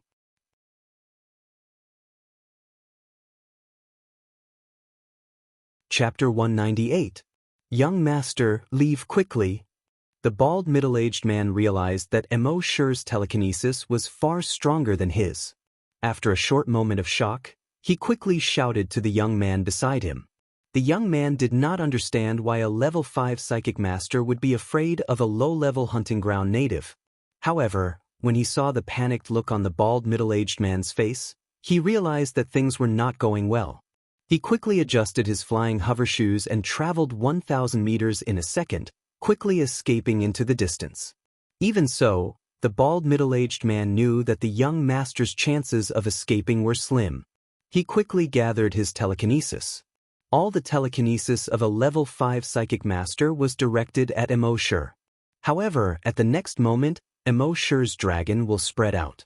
The ferocious and domineering dragon will instantly suppress the telekinesis of the bald middle-aged man back into his body. At the same time, the long-haired young man, who had escaped 2 kilometers away, seemed to have lost control of his flying hovershoes. He immediately fell from the sky. However, before he hit the ground, he was lifted up by an invisible force. He was lifted all the way to Emoshur. At this moment, he finally understood why the bald middle-aged man beside him had asked him to run. His genetic martial arts were completely useless in front of this human. All the power in his body could not be used at all at this moment. He was lifted up in the air by that huge force. His entire body seemed to be imprisoned, and he could not even move his eyelids. He looked at the native of the first hunting ground in horror, his heart filled with fear. How could this native be so strong? When the bald middle-aged man saw Emoshur staring at the long-haired young man, he quickly shouted at Emoshur, "No, you can't kill the young master. Otherwise, the first hunting ground will face a huge disaster. All the living creatures in the first hunting ground will die." Rip! As soon as he finished his words, the long-haired young man was torn into pieces and flew far away. Fresh blood splattered in the wind, looking like wine-red pearls under the sun. Emoshur then turned his head and looked at the bald middle-aged man. No one liked being threatened, especially when he was threatened by someone who was a weakling in his eyes. Therefore, Emoshur did not hesitate to tear the young man into pieces. With his current draconic will, wouldn't it be a piece of cake for him to tear a level 10 great hunter in half? When the bald middle-aged man saw this, his expression became extremely unsightly. "You're finished. All of you are finished. When Master is angry, millions of corpses will fall and blood will flow for thousands of miles. Your entire hunting ground is finished." Rip! Before he could finish his words, the bald middle-aged man was torn to pieces. Blood splattered all over the ground. Until his death, he couldn't figure out how an aboriginal with such strong telekinesis could appear in the first hunting ground. As a level 5 psychic master, even if he were to go up against a level 6 or level 7 psychic master, he would still be able to put up a fight. In addition to his many trump cards, even if he couldn't win, escaping would be a piece of cake. However, facing this native of the first hunting ground, he did not even have the chance to use his trump card. In the distant sky, Emma saw this scene and felt even more reverence for Emosher's strength. She originally thought that even if her master could crush these two enemies, he would still need to use the shocking power of the Blood Buddha. However, she did not expect him to use his telekinesis to tear the two of them into pieces so easily. That's it? Using a popular Eastern saying from 30 years ago, it would be, "I've already taken off my pants, and this is all you show me?" Compared to more than 10 days ago when he fought against Count Dracula, her master's strength seemed to be much stronger. Back then, Count Dracula's strength was about the same as her current strength. Her master still needed the gigantic Blood Buddha to suppress him. However, her master could easily tear these two enemies who were stronger than him into pieces. It was clear that her master's strength had indeed increased by a lot. At the same time, Emosher landed on a huge rock. He squinted his eyes and went through the memories that he had just plundered from the two of them. After a long while, Emosher slowly opened his eyes. In his eyes, there was a trace of shock, a trace of anger, and a trace of indignation. It turned out that Earth was really just a hunting ground. All living things on Earth were just prey for others, including humans. 30 light years away from Earth, there was a planet called the Flaming Continent. Whether it was in terms of technology or biological genes, it was much more advanced than Earth. The humans there searched for life planets in the universe and used them as hunting grounds. On these life planets, they released viruses. When these viruses infected the creatures on these planets and powerful infected creatures appeared, they would come to these planets and hunt these infected creatures. This included the local natives. Earth was the first of all their hunting grounds, so it was called the first hunting ground. Tens of thousands of years ago, they had already released various viruses on Earth. Virus X, zombie virus, blood breed virus. However, on Earth, the infected creatures caused by these viruses were too weak for them. Therefore, very few people visited Earth. With the strength of this long-haired young man, he did not dare to go to other hunting grounds. He could only come to Earth and try to break through his limits. After understanding this, Emosher did not know what to feel in his heart.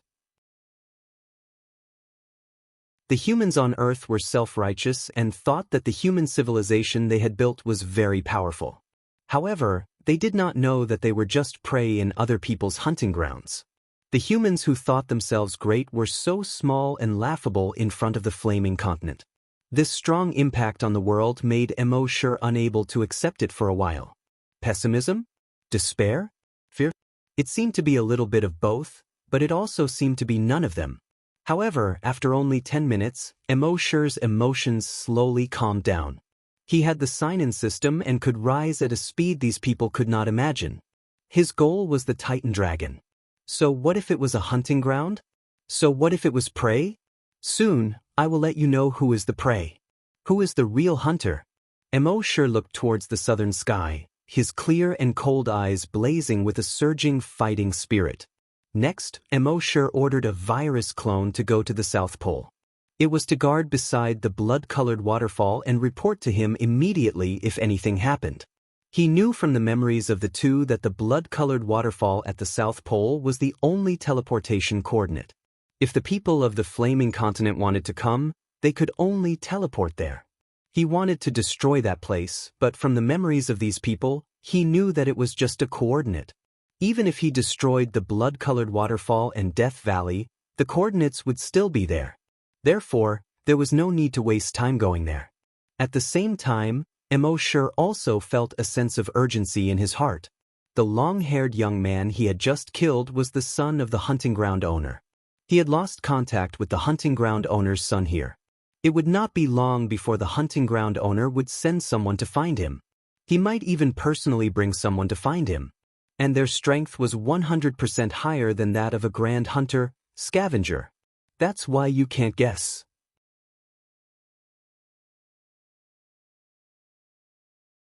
Chapter 199. From the memories of the two, Emosher knew that there were no corpse hunters on the flaming origin continent. The lowest level was hunter. Everyone was no longer an ordinary human when they were born. Some were hunters, and some were psychokinesis. Above the Great Hunter, there were 3 realms. They were Hunter, Desolate Hunter, and Great Desolate Hunter. After each of them surpassed level 10 Great Hunter, they would go to those hunting grounds to gain experience. In their view, every hunting ground was a barren land. As hunters of barren lands, they were called Desolate Hunters. Emosher knew that the next time they sent someone to Earth to find the long-haired youth, they would definitely send a group of Desolate Hunters or even Desolate Hunters. With his current strength, Emosher felt that even if he could deal with those Desolate Hunters, he would most likely lose. Therefore, the most important thing right now was to improve his strength as soon as possible. Of course, the strength of the Sea Dragon clone also had to be improved as soon as possible. What Emosher wanted was not only to be able to deal with them, but to crush them. After returning to the base that day, Emosher asked the base chief to find someone who was more familiar with the geography. He took out the nautical diary and opened the map of the dragon ruins at the bottom of the sea. After looking at it for a moment, the person said carefully, "Mr. Emo, the map shows the Bermuda Triangle of the Atlantic Ocean." Emosher's heart skipped a beat. The Bermuda Triangle? But it was just a shock. In order to improve his strength, not to mention the Bermuda Triangle, even if it was a dragon's pool or a tiger's den, as long as it was 100% safe, he would still go there. After 11 o'clock that night, Emosher did not use the special event to sign in. Instead, he directly specified the modification liquid. 20,000 drops of modification liquid was enough for him to be promoted to level 9 Great Hunter. After taking the 20,000 drops of modification liquid, he was successfully promoted to level 9 Great Hunter. After the promotion, he did not stop at all. His consciousness switched to the Sea Dragon clone. Controlling the Sea Dragon clone, he swam out of the mouth of the Yellow River and entered the Bohai Sea. Compared to other oceans, the Bohai Sea was not big, but its area was nearly 8,000 square kilometers. In such a large area of the sea, the number of mutant creatures was also extremely large. Emosher controlled the Sea Dragon clone to slowly move forward in the water. Seeing the 28-meter-long Sea Dragon clone, the mutant fish and shrimps swayed their bodies and swaggered over. All of them turned around and fled in panic. Emosher was too lazy to chase after them. These were all super mutant beasts below level 5, and were of little use to the current Sea Dragon clone. His dragon will continue to scan his surroundings. Soon, a level 10 super mutated beast appeared more than 30 kilometers away. It was a mutated devilfish that was 30 meters long. Emosher nodded. Level 10 super mutated beast, that was his goal. He controlled the Sea Dragon clone, swaying its tail and moving its limbs. Soon, he entered the sight of the mutant devilfish. When the mutant devilfish saw that this creature dared to intrude into its territory, it immediately opened its mouth and hissed. Roar! Although it was in the middle of the sea. However, he could still feel the aura of its roar. Under normal circumstances, the other mutated creatures would have turned around and fled upon hearing its cry. However, Emosher ignored it and continued to swim toward the mutant devilfish. Seeing this, the mutant devilfish couldn't help but roar angrily again. Roar! The next moment, its whole body leaped like lightning and swam toward Emosher. Emosher sneered in his heart. His dragon will instantly spread out. If his original body was here, he could tear the mutant devilfish into pieces with his level 3 dragon will. However, the Sea Dragon clone could only withstand level 2 Dragon Will. Even with level 2 Dragon Will, the tail of the mutant devilfish had been torn apart. The mutant devilfish screamed in pain. It continued to struggle in the sea. Emosure took the opportunity to swim over. He swung his tail violently. Slap. It hit the head of the mutant devilfish hard. The sharp blade on the tail directly cut open a bloody wound on the head of the mutant devilfish. The wound was so deep that bones could be seen. The sea was suddenly dyed red with blood. Emosure controlled the sea dragon clone, and its sharp claws slashed across the abdomen of the mutant devilfish. Rip. A large piece of flesh was torn out of its abdomen. After the sea dragon clone swallowed half of the flesh, it opened its mouth again and bit the mutant devilfish. The mutant devilfish was furious. It could clearly feel that its strength was much stronger than its opponent, but it couldn't beat him.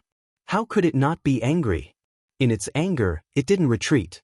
Instead, it continued to open its mouth and bite Emosure's sea dragon clone.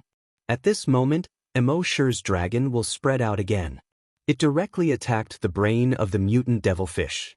The mutant devilfish felt a sharp pain in its brain and almost fainted.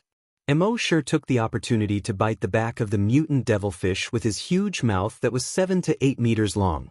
The back of the mutant devilfish was originally covered with a layer of horny armor that was extremely hard. However, the teeth of the sea dragon clone were far sharper than the teeth of ordinary mutated beasts. After biting through the back of the mutant devilfish, Emosure controlled the sea dragon clone, and its body kept rolling. Death roll. After rolling more than 10 times, the horny armor on the back of the mutant devilfish, along with a large piece of flesh, was directly peeled off. Several bones were directly exposed to the sea. The surrounding sea water was dyed red. It was as if a large amount of blood mist was rising. Ow!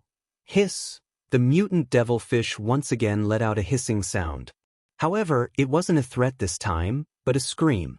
The shrill scream traveled along the seawater and spread over a radius of more than 10 kilometers. Within 10 kilometers, all the mutant beasts trembled in fear when they heard the screams, and quickly retreated into their respective caves. The mutant devilfish still wanted to escape. However, Emosure's sea dragon clone's huge mouth directly bit its head this time. The sharp teeth directly penetrated its skull. In the end, the mutant devilfish struggled for a moment, roared a few times, and slowly quieted down. The sea dragon clone was already a level 8 mutated beast. Coupled with the level 2 dragon will, it was not a problem to kill a level 10 mutated beast that was 2 levels higher. After more than 20 minutes, the sea dragon clone had completely devoured the level 10 mutated beast. Its body length had now reached 29 meters. Its level had also risen to a level 9 mutated beast. It was only a hair's breadth away from becoming a level 10 mutated beast. Emosure controlled the sea dragon clone and killed another level 10 mutated beast. After devouring it, the sea dragon clone successfully became a level 10 mutated beast. At this time, the sea dragon clone was completely able to withstand Emosure's level 3 dragon will. Emosure couldn't help but feel a little excited. Now that it had become a level 10 mutated beast, the next step was to evolve into a dire beast.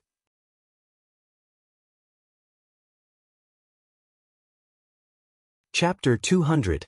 The sea dragon clone had become a level 10 super mutated beast. Next, it was time to move on to the next level. Emosure learned from the memories of the two people from the flaming beginning continent that the level after the super mutated beast was called the desolate beast. The desolate beast was much stronger than a level 10 super mutated beast.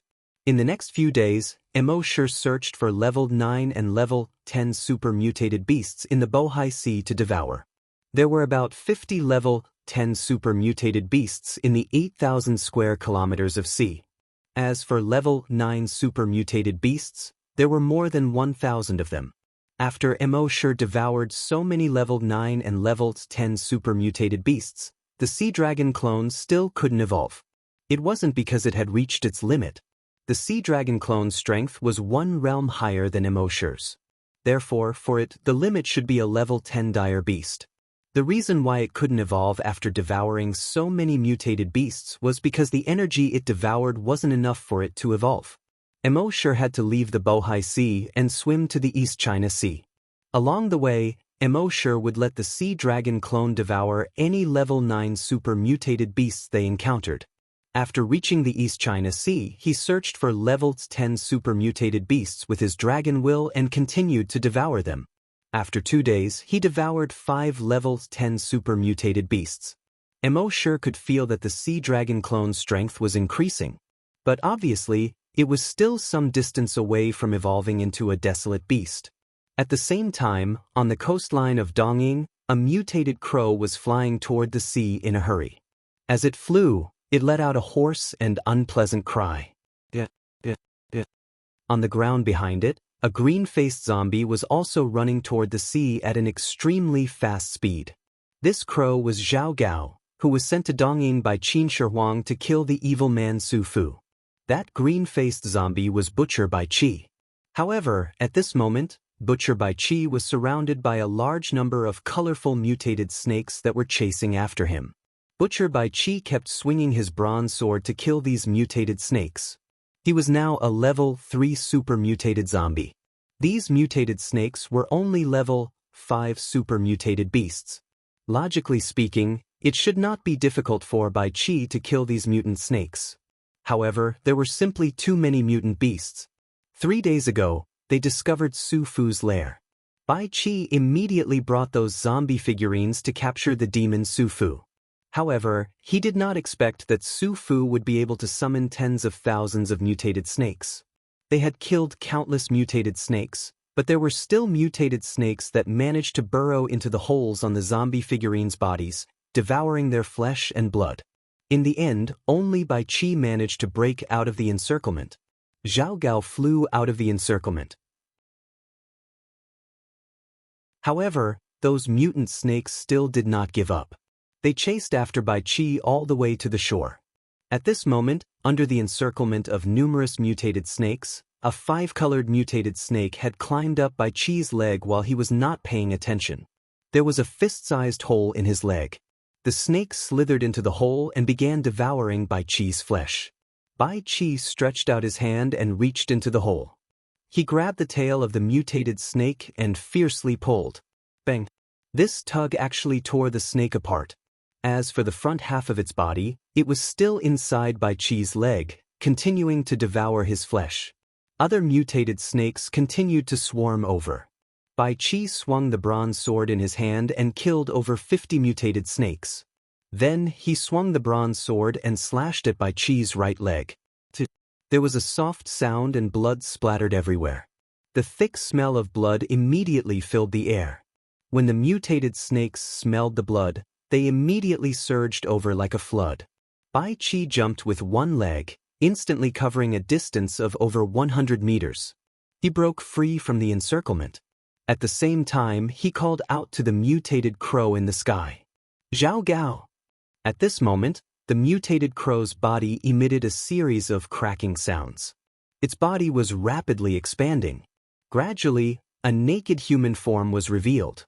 This person was emaciated, as if he only had skin and bones. On his back, there was a pair of black wings that were 7 meters wide. It looked like the wings of a crow. Then he pounced down. He grabbed Bai Qi's shoulder and flew toward the sea. As he flew, he cackled. Who would have thought that Butcher Bai Qi would be in such a sorry state? Bai Qi sheathed the bronze sword in the scabbard at his waist and said angrily, "This time, we failed to kill the evil man Su Fu and disgraced the emperor's order. Both of us will be sentenced to death." Zhao Gao chuckled and said, "Hey! The world is in chaos and the great Qin Empire is destroyed. The emperor only has 8,000 soldiers.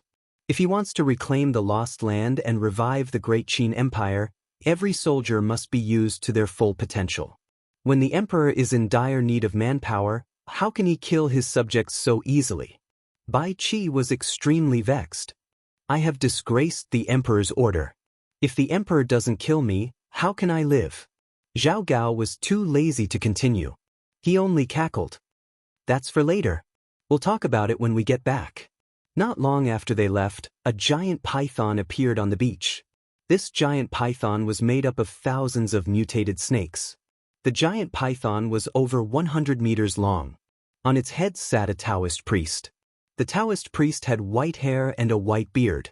He was in high spirits, like an old immortal in the legends.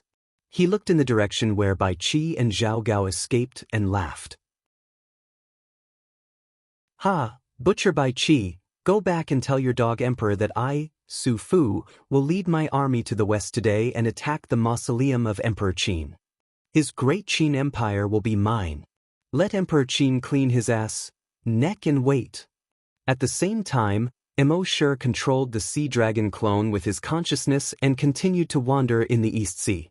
There were fewer and fewer level 10 mutated beasts in the East Sea now. Mo Shi was wondering if he should continue to devour more creatures in the sea. Otherwise, if he continued like this, when could he evolve into a wild beast? At this moment he suddenly had a thought. Because he detected that there was a large snake current in the east of the East Sea, which was swimming in this direction. What he saw before was a huge school of fish. But now, what he detected with his dragon consciousness was an extremely large snake current. The snake current was 5 kilometers wide and hundreds of kilometers long. In this huge snake current, there were countless colorful mutated snakes. All the creatures in the East Sea, including the level 10 mutated beasts, could only flee in panic when they saw this huge snake current. Above these snakes, there was a 5-colored giant python that was formed by countless mutated snakes. It was hundreds of meters long. On the head of the giant python, a Taoist priest sat cross-legged. According to the information he received from Emperor Qin, Mo Shi guessed that this person was very likely to be Su Fu. Su Fu went to the immortal island in the sea to seek the elixir of immortality and obtained a virus that could truly strengthen the human body and make people immortal. The virus that he gave to Emperor Qin was a zombie virus that turned Emperor Qin and the others into half-human, half-ghost zombies. Seeing that Su Fu controlled so many mutated snakes, it was just as Emperor Qin said. Su Fu the evil man lived up to his name.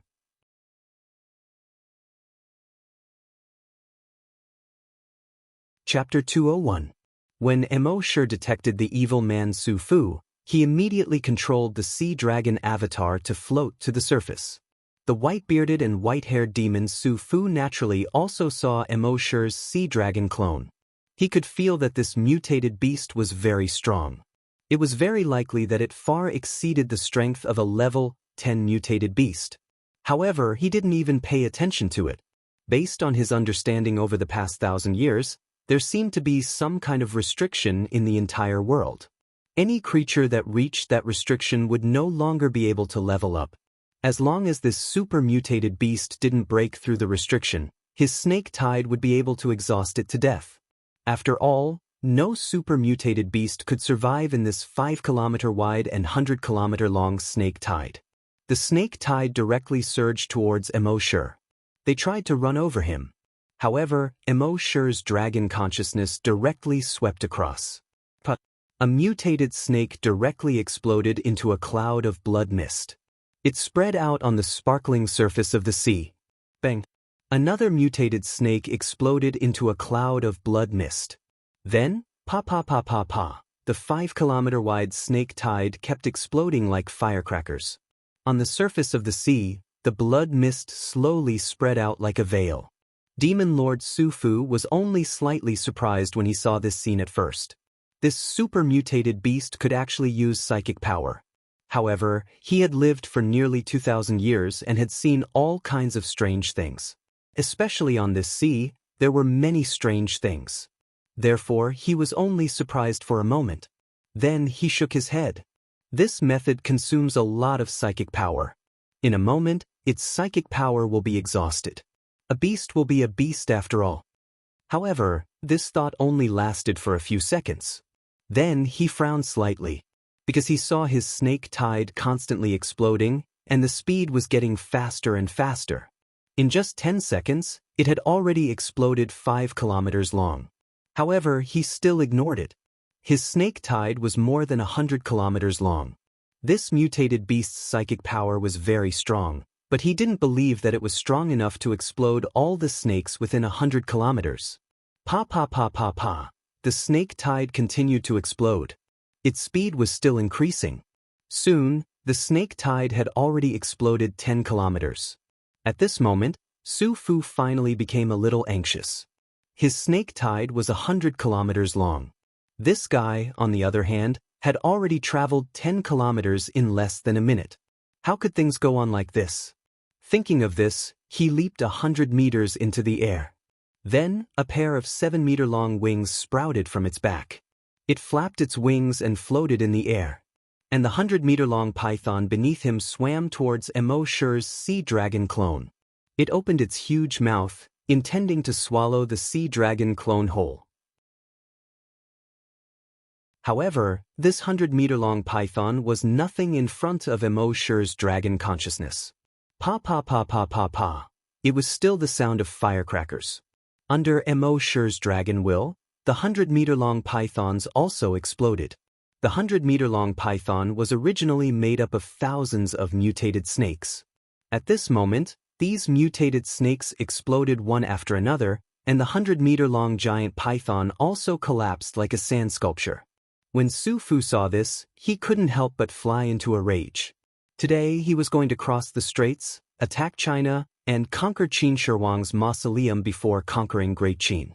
But now, he was stopped by a super mutant beast. How could this not make him angry? Die, evil creature! Su Fu roared, and the flesh on his right hand wriggled and turned into a 10-meter-long sword.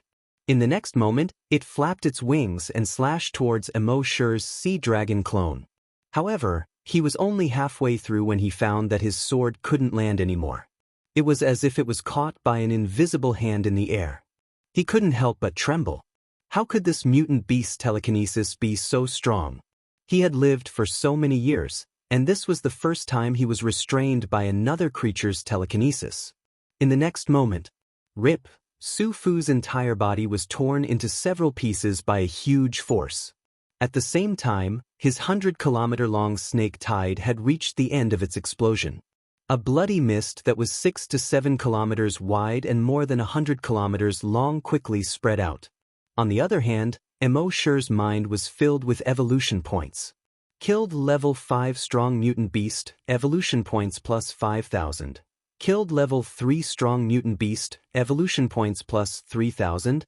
Killed level 6 strong mutant beast, evolution points plus 6,000. This 100-kilometer-long snake tide actually gave Emo Shi more than 30 billion evolution points. Emo Shi couldn't help but sigh in his heart. This guy is here to give me evolution points, right? However, before Emo Shi killed Su Fu, he plundered his memories. From his memories, he found out that what he killed just now wasn't Su Fu's main body. It was just a clone of Su Fu. His main body was still in a valley in Japan. And when Emo Shi found out what his main body was, he couldn't help but feel happy. Whether or not the Sea Dragon clone could quickly break through all depended on Su Fu's main body.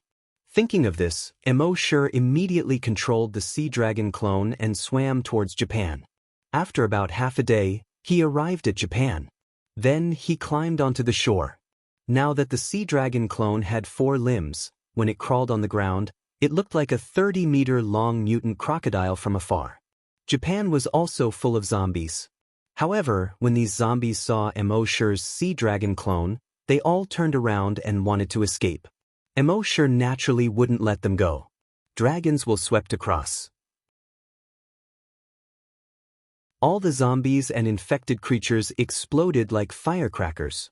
When the Sea Dragon clone went ashore, its speed was slightly slower than in the water. Emo Shi spent another 2 hours before he arrived at the valley. His dragons will swept across the valley. He saw a white python in the valley. Under his dragon's will's investigation, this white python had actually reached a length of more than 5,000 meters.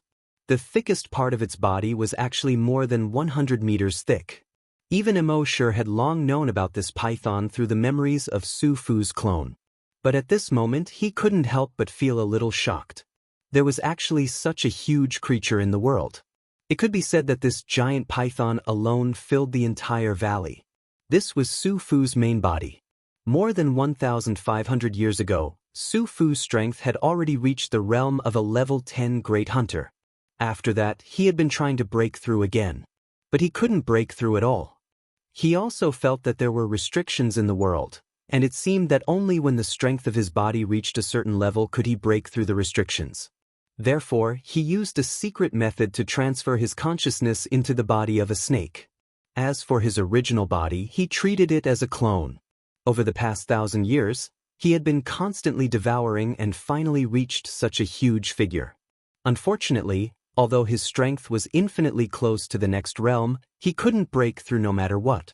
It was the same as Count Dracula back then.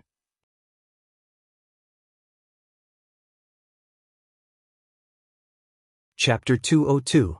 Mo Shi's sea dragon doppelganger climbed to the top of the mountain. It looked down at the 5,000-meter-long python in the valley. The python's blood-red eyes alone were more than 30 meters in diameter. Every white scale on its body was half the size of a basketball court. He had seen a lot of huge creatures in the past few days in the sea. For example, a 600 or 700-meter-long mutant whale. But he had never seen a giant creature that could reach 5,000 meters long. At this time, the python had also sensed Mo Shi's arrival. It looked up at Mo Shi's sea dragon avatar on the mountain peak with a hint of anger in its eyes. The next moment, it opened its cave-like mouth. It let out a terrifying hiss. Roar. This sound spread over a radius of tens of kilometers. All the mutant beasts within a radius of tens of kilometers fell to the ground in horror when they heard this roar. Even the boulders on both sides of the valley fell into the valley under this roar. At the same time, the sea dragon doppelganger felt a sharp pain in its head. Its body faintly felt like it was about to be torn apart. Mo Shi was also startled inwardly. They were both level 10 super mutant beasts, but the difference in strength was so great. It seemed that this old thing that had lived for nearly 2,000 years was not to be trifled with. Fortunately, the sea dragon doppelganger had also become a level 10 super mutant beast. Otherwise, the sea dragon doppelganger wouldn't have been able to withstand this sound wave attack. It seemed that he had to end the battle quickly. Thinking of this, Mo Shi condensed his dragon will. The next moment, at an altitude of 50 kilometers above the valley, 100 dragon will meteors with a diameter of 100 meters were formed. As soon as these dragon will meteors were formed, they quickly smashed into the valley. The python seemed to have sensed that something was wrong. It hurriedly climbed up the mountain peak next to it, trying to escape. However, it was too late. Boom! A dragon will meteor directly smashed into its body. Immediately, the surrounding mountain peaks collapsed. Large boulders rumbled as they rolled down to the ground. The giant python was hit by the dragon will meteor, and the dozens of scales on its body suddenly loosened. Blood flowed out, dyeing the snow-white scales red. Mo Shi was a little worried that this guy would not be able to withstand the attack of the dragon will meteor and be blasted into pieces. That would be awkward. Fortunately, this guy's body was quite sturdy, so he didn't die on the spot under the bombardment of the dragon will meteor. If Su Fu were to know that this tiny mutated beast was worried that he would be crushed to death, he would most likely vomit blood and die on the spot. This was definitely not harmful, but extremely insulting. Boom, boom, boom, boom, boom. The dragon will meteors continued to crash down. At first, the giant python was barely able to withstand the attack of a draconic meteor. It was still struggling to escape the valley. However, with so many meteors falling from the sky, everything within a radius of tens of kilometers had already collapsed. Where could it escape to? In the end, after the 100 dragon will meteorites landed, everything within 50 kilometers had turned into ruins. The valley from before was long gone. As for the white python, its body was already badly mutilated.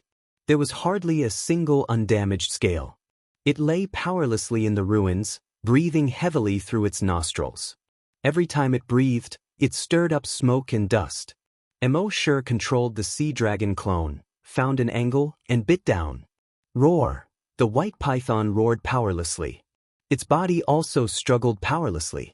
However, the bombardment just now had almost broken all its bones. It wanted to turn around and attack, but it couldn't do it at all. the sea dragon clone bit a bloody hole in its body. After getting into the bloody hole, it began to devour. It devoured very quickly, and in a moment, it had already swallowed more than 20 meters forward. The giant python writhed in pain, as if it wanted to throw the sea dragon clone out. However, its writhing seemed so powerless. About half an hour later, the sea dragon clone had already swallowed more than 100 meters forward. It was also at this moment that its body began to make cracking sounds. Emosher was delighted. He was finally going to break through. Accompanied by the cracking sounds, the muscles in the sea dragon clone's body were constantly being torn apart. Because Emosher's consciousness was in its body at this time, Emosher felt the tearing pain. He immediately switched his consciousness back into his main body. As for what kind of pain the sea dragon clone was suffering at this time, he didn't know. As the saying goes, when there's blessings, share. If there's trouble, I'll leave first. Emosher felt that this breakthrough, because it was a breakthrough of a major realm, would definitely take a long time. Therefore, he didn't go back for a while. He planned to wait for half an hour before going back. During this free time, he flipped through Su Fu's memories. He found that this guy's memories were actually blurry. All kinds of memory fragments were intertwined and very chaotic. It was like a ball of wool that had been played with by a naughty child. He couldn't figure it out at all. After looking at it for a long time, Emosher felt dizzy. Emosher could only put down these memories and ignore them. Perhaps this guy had lived for too long, causing his memories to be in chaos. Or maybe something went wrong when this guy transferred his consciousness into the python's body. Emosher didn't bother with it anymore. After waiting for half an hour, his consciousness returned to the sea dragon clone again. At this time, the 5-kilometer-long python had been swallowed until there was not even a trace left. Emosher was secretly amazed. What if King Big Appetite? The 5-kilometer-long python was devoured in half an hour. This sea dragon clone was too good at eating. Since it had eaten so much, its body should be extremely huge at this time. It should be at least 500 or 600 meters long, right? However, Emosher looked at it. How could it be 500 or 600 meters long? It wasn't even 50 or 60 meters long. At this time, the sea dragon clone was only about 20 meters long. *CK. Emosher cursed in his heart. After swallowing a 5-kilometer-long python, not only did its body not grow longer, it even shrank. Did it have to be like this? He hurriedly checked the attributes of the sea dragon clone in his mind. Species, sea dragon, level 3 desolate beast. Ability, evolution by devouring, dragon will attack, soundwave attack. When Emosher saw this, his heart pounded wildly. Level 3 desolate beast. Not only had the sea dragon clone broken through, but it had also risen 3 levels in a row. It had reached level 3 desolate beast. How much energy was contained in that giant python's body? But it made sense when he thought about it. That giant python had been devouring and accumulating energy for a breakthrough for more than 1,000 years. However, because there were restrictions on Earth, it couldn't break through. But the energy had been accumulating. This energy was enough for it to break through to level 3 desolate beast. Now that the sea dragon clone had devoured it, it naturally obtained all the energy in its body. It wasn't surprising that it directly advanced to level 3 desolate beast.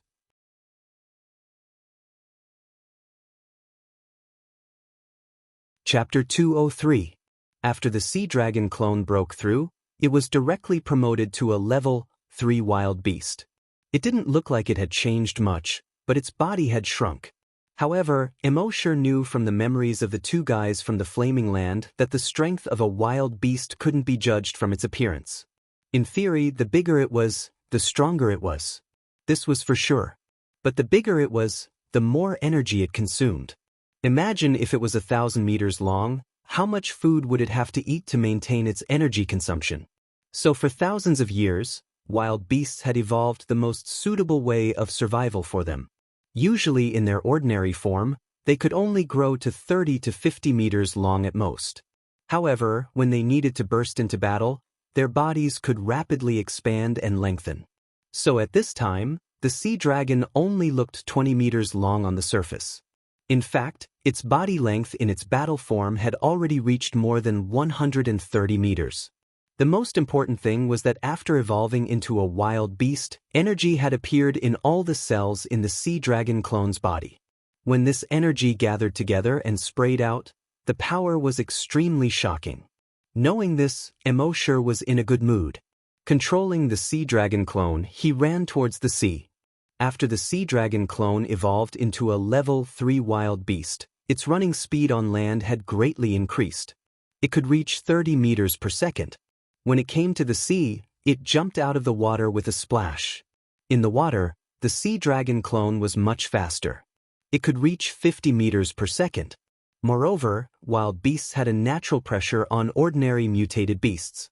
When the sea dragon clone released this pressure, all the mutant beasts within a radius of 1,000 meters scattered and fled in panic. However, Emosher withdrew this pressure based on the principle of keeping a low profile. It swam freely in the sea. At the same time, he said in his mind, "System, sign in for a special event." Killing such a big python was naturally a special event. Soon, the system's voice sounded frowny face sign in successful. Sign in event, killed a 1,000-year-old mutant python. Sign in reward, immune to sound wave attacks. Emosher checked the skill description in his mind. Frowny face immune to sound wave attacks. Immune to any form and wavelength of sound wave attacks. The sound wave attack of the 1,000-year-old mutant python almost tore the body of the sea dragon clone apart. Now that he was immune to sonic attacks, he could treat such attacks as music to his ears. Moreover, this skill was equally effective on both the main body and the doppelganger. After signing in, Emosher continued to wander in the sea. Now that it had evolved into a desolate beast, it was definitely an overlord in the sea. Not only in the sea, but on the entire earth, they were overlords. Even the current Emosher had no chance of winning against the sea dragon clone. Because of the strength of its body, even the dragon will meteorite could only scratch it. The Qin crossbow, which was said to be able to break through all things, could only leave a shallow mark on its body. However, Emosher felt that this was not enough. It wouldn't be long before the Flaming Dawn continent sent more experts over. Moreover, all of them were either scavenger hunters or scavenger hunters who were even stronger than scavenger hunters. If he were to rely on his own body, he would at most be able to reach level 10 super mutated for the time being. He didn't know if the restrictions on Earth would work on him. But even if they were useless, he would need to wait for a certain opportunity to break through to the level of a scavenger. Therefore, the best way to increase his strength now was to not try to increase the strength of the sea dragon clone. At the same time, on the coast of the East Sea, Zhao Gao took Bai Qi and fell directly on the beach. Huff, Zhao Gao gasped for breath. Bai Qi hissed, "Let's go, or the evil man Su Fu and his snake tide will catch up." Zhao Gao gasped for breath and said, "That's right. You make it sound so easy. I've been flying the whole way, and you haven't done anything at all." As he spoke, his body crackled and quickly shrank. In the end, he returned to a mutated crow. He squeaked. Bai Qi immediately grabbed Zhao Gao and put him on his shoulder. Then he strode in the direction of Emperor Qin's mausoleum. But before leaving, he looked back at the sea. He was puzzled. With the speed of Su Fu's snake tide, he shouldn't be far from us. Why can't I see him yet? The mutated crow hissed. Maybe he was delayed by something. Anyway, let's report to the emperor first. More than an hour later, the man and the bird returned to Emperor Qin's mausoleum. They reported to Emperor Qin that Su Fu was about to lead a snake tide to attack. Emperor Qin was furious. "Su Fu, how dare you rebel? If I don't take his head, I will be ridiculed by the world. General Bai Qi, immediately lead the soldiers to set up an arrow formation. I want this evil man Su Fu to never return." Bai Qi received the order and immediately began to set up the array. However, they set up the arrow formation and waited for a full 3 days. Su Fu didn't appear. Bai Qi was terrified. Would the emperor think that he and Zhao Gao had committed the crime of deceiving the emperor? Although Emperor Qin was puzzled, it was good news that Su Fu didn't attack. Although the Qin army's arrow formation was powerful, with their current strength, It was not enough to resist the 200-mile snake tide. After a few days, all the troops in the depths of the underground palace would wake up. At that time, it would be time to restore the prestige of the Qin dynasty. Emperor Qin and the others naturally didn't know that Su Fu and his snake tide had been destroyed by Emo-Shi. At this moment, Emo-Shi was controlling the sea dragon clone to swim in the sea. He spread out his dragon will and constantly probed all the infected creatures around him. About half an hour later, a level 10 mutated beast appeared within the range of Emo-Shi's dragon will. He immediately swam towards the level 10 mutated beast. It was a mutated great white shark more than 300 meters long. It was opening its bloody mouth and swallowing any mutated fish it saw along the way. At this moment, it saw the 20-meter-long sea dragon clone appear in its sight. It immediately swung its tail and swam towards the sea dragon clone.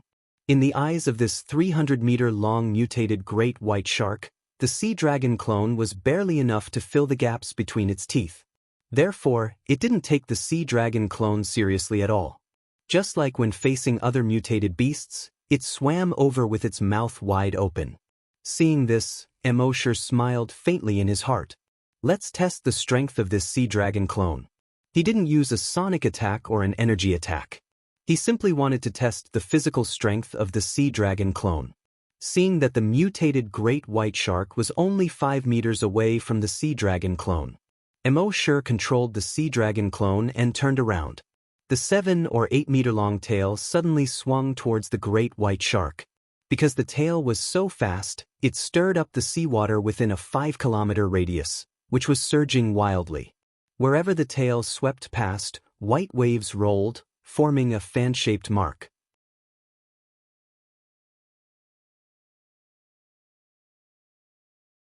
Chapter 204. Seeing this, the mutant great white shark was shocked. It hurriedly tried to dodge. But with its speed, how could it dodge the sea dragon clone's attack? Smack!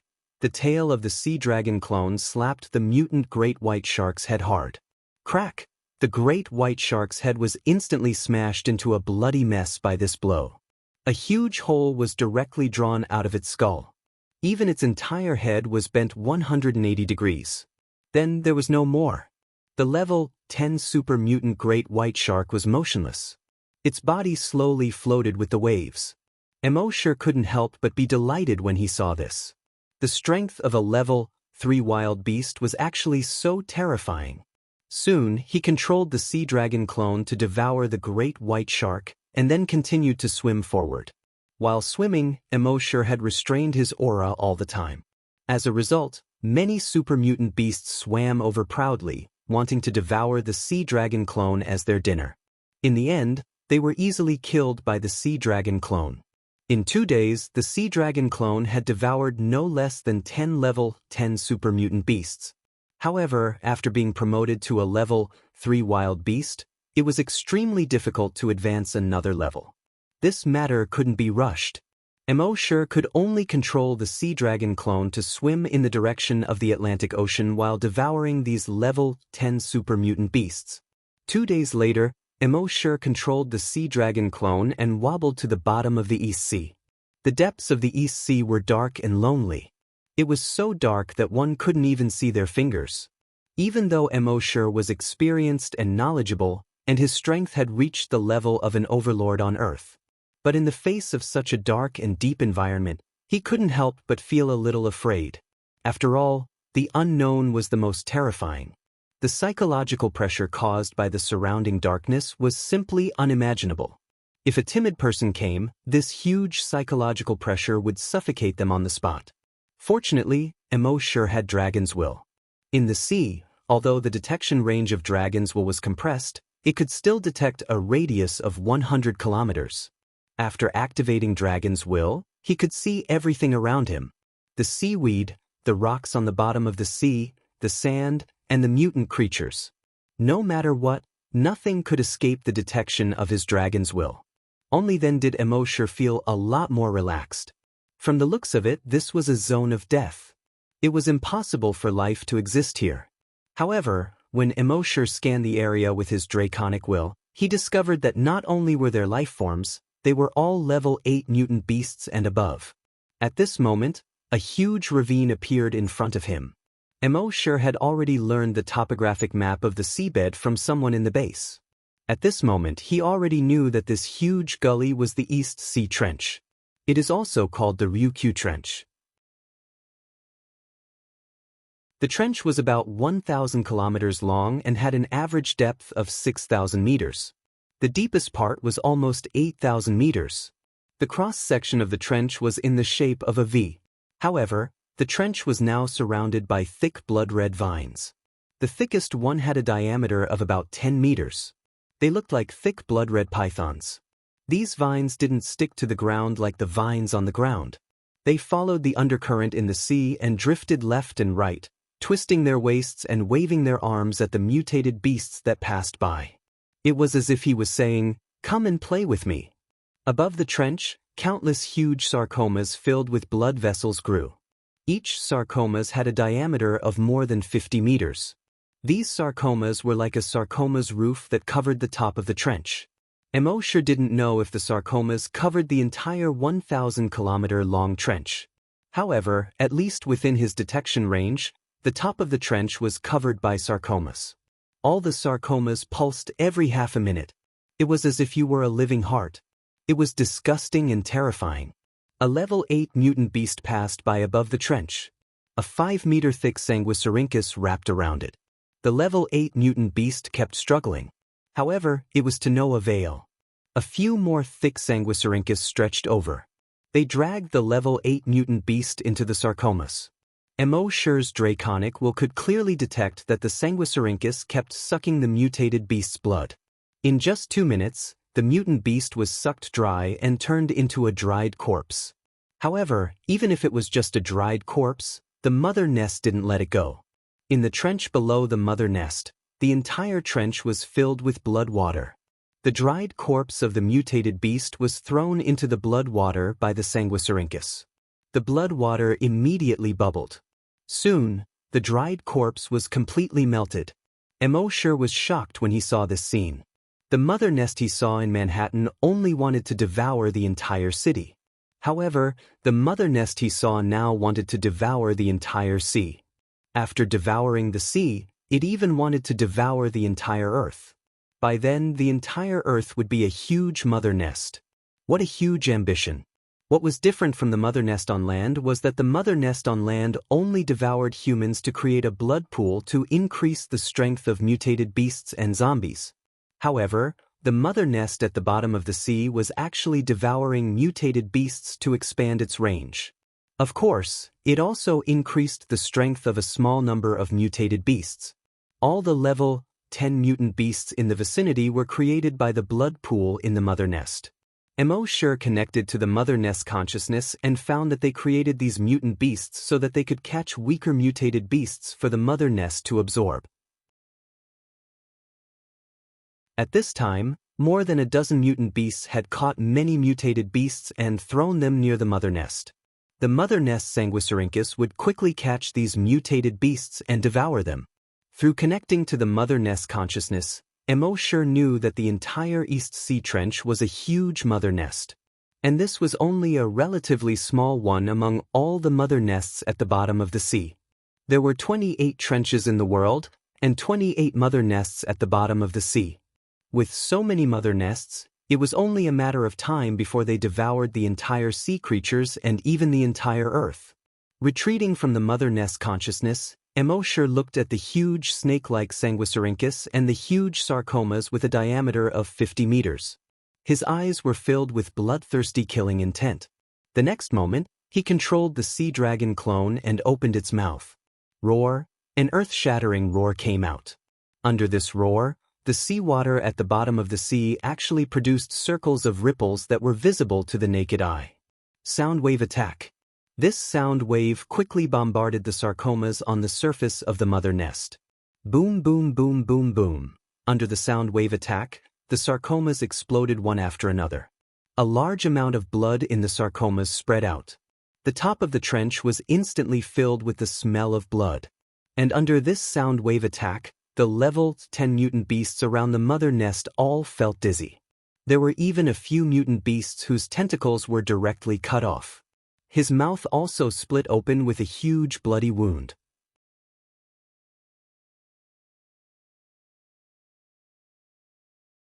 Chapter 205.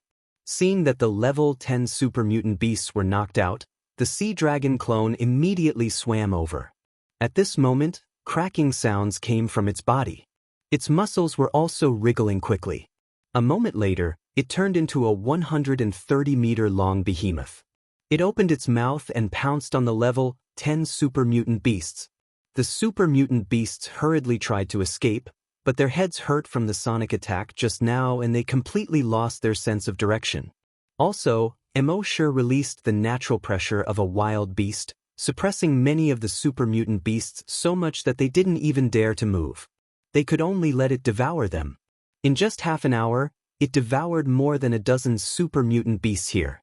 Embark clearly felt that the energy in the cells in his body had increased a lot. And this was only the outside of the nest. Inside the nest, the entire trench was a huge blood river that was 1,000 kilometers long. In this blood river, there were thousands of level 10 super mutant beasts. Embark was overjoyed. If it devoured these level 10 super mutant beasts, the sea dragon clone should level up. Soon, he swayed his body and entered the blood river in the trench.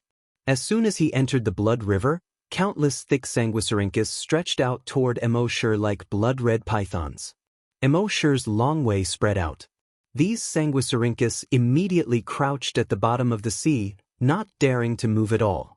Then embark used the sonic attack again. These level 10 super mutant beasts once again felt a sharp pain in their heads. They rolled and struggled in pain. Embark controlled the sea dragon clone to open its huge mouth and devour them. The energy in the sea dragon clone's body kept increasing crazily.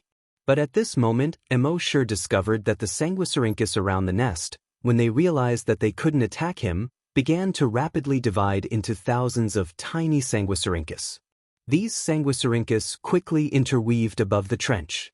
Then, a small sarcoma continued to grow on the sanguisurincus. At first, the tumor was only the size of a fist. But soon, like a balloon, it grew bigger and bigger. In the end, it once again formed a giant sarcoma with a diameter of 50 meters. Then, the second, third, and fourth sarcomas were formed. It was obvious that the nest was repairing itself. Embark took a deep breath. It seemed that the sonic attack was still inferior to his dragon will meteor.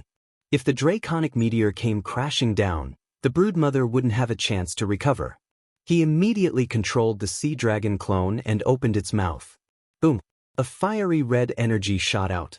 This fiery red energy looked like fire, but it also didn't seem to be fire. That was because it could burn at the bottom of the sea. The surrounding sanguisurincus instantly shriveled up upon contact with the energy. In the next moment, they were all reduced to ashes. Then the energy was sprayed onto the sarcoma above. When the sarcomas encountered this energy, they were like plastic being burned by flames, constantly melting into small black blood balls. In the end, it also disappeared. Then, this energy sprayed towards the blood river below. The blood water in the entire blood pool seemed to evaporate in the face of this violent energy and kept decreasing. This time, the sarcoma above the broodmother never recovered. This was the first time the sea dragon clone had used energy. It was also the first time embark had seen an energy attack. Although the cells of Earth's creatures were extremely strong and could store energy. But they didn't have energy in their bodies. In other words, even if there was energy, it was all converted into the nutrients they needed to grow. Only by surpassing the restrictions of Earth and reaching the level of a desolate beast or a hunter could they release an energy attack. And the power of an energy attack was extremely fierce and domineering. Even embark wouldn't be able to withstand this energy attack. And ordinary desolate beasts, although they had energy in their bodies, couldn't not release it. This was because energy attacks consumed a lot of energy. The energy in their bodies would soon be exhausted. But at this moment, the sea dragon clone didn't have this concern. Because every time it released an energy attack, It would devour a few level 10 mutated beasts. The energy obtained from devouring level 10 mutated beasts could completely replenish the energy he used to release an energy attack. And while constantly releasing energy attacks, he found that the blood vessels and cells in the sea dragon clone's body had become much stronger after constant cleansing. It turned out that desolate beasts could quickly become stronger in this way. However, there were powerful desolate beasts and even stronger mutated desolate beasts everywhere on the flaming origin continent. So ordinary desolate beasts didn't dare to release energy attacks casually. Instead, they used energy attacks as a life-saving trump card. So although they knew that constantly releasing energy attacks could quickly become stronger, they didn't dare to release them casually. But at this moment, the sea dragon clone didn't have this concern. After all, it was now the strongest on Earth. Even if it didn't have a trace of energy in its body, no creature could be its match. Just like this, embark controlled the sea dragon clone to continuously devour level 10 mutated beasts and release energy. It took 3 full days to destroy half of the broodmother nest in the East Sea Trench. At the same time, it also devoured half of the level 10 mutated beasts here. And the cells and blood vessels in the sea dragon clone's body, after being constantly cleansed and strengthened by energy, finally reached their limits. Embark felt a faint pain of his muscles being torn apart in his body. He immediately switched his consciousness back to his main body. It was still the same saying, "If there's trouble, let's enjoy it together." It was currently afternoon. Happy was knocking on the door. Embark got out of bed and opened the door. A ray of sunset fell into the room from outside the door. Outside the door, Happy's silhouette was outlined by the sunlight with a golden edge. Her originally black hair seemed to have turned golden in the setting sun. There was some concern in her beautiful eyes. Obviously, she saw that embark had been staying in the room for the past few days and didn't go out much.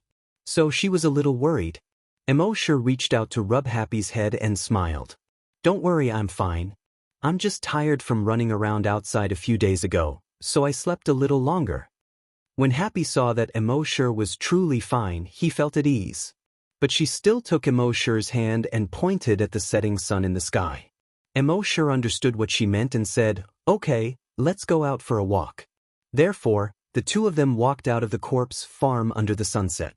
They took a walk in the base. Now, in the base, everyone's face was filled with hope. In the first 30 years after the apocalypse, no one in the base had any hope on their faces. Because they couldn't see any hope in the first place. There were infected creatures everywhere, and the city wall might be breached at any time. Until now, embark's strength had brought too many changes to the base. Hope finally appeared on people's faces, and some smiles also appeared.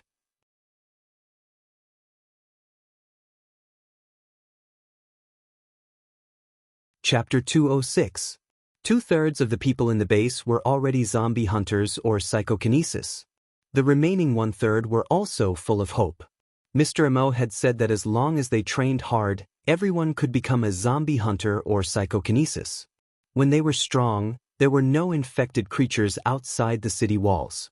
They could expand their range of activity. They reclaimed a large area of land outside the city walls to plant wheat, corn, and other crops. They even had the leisure to cultivate an orchard to plant apple trees.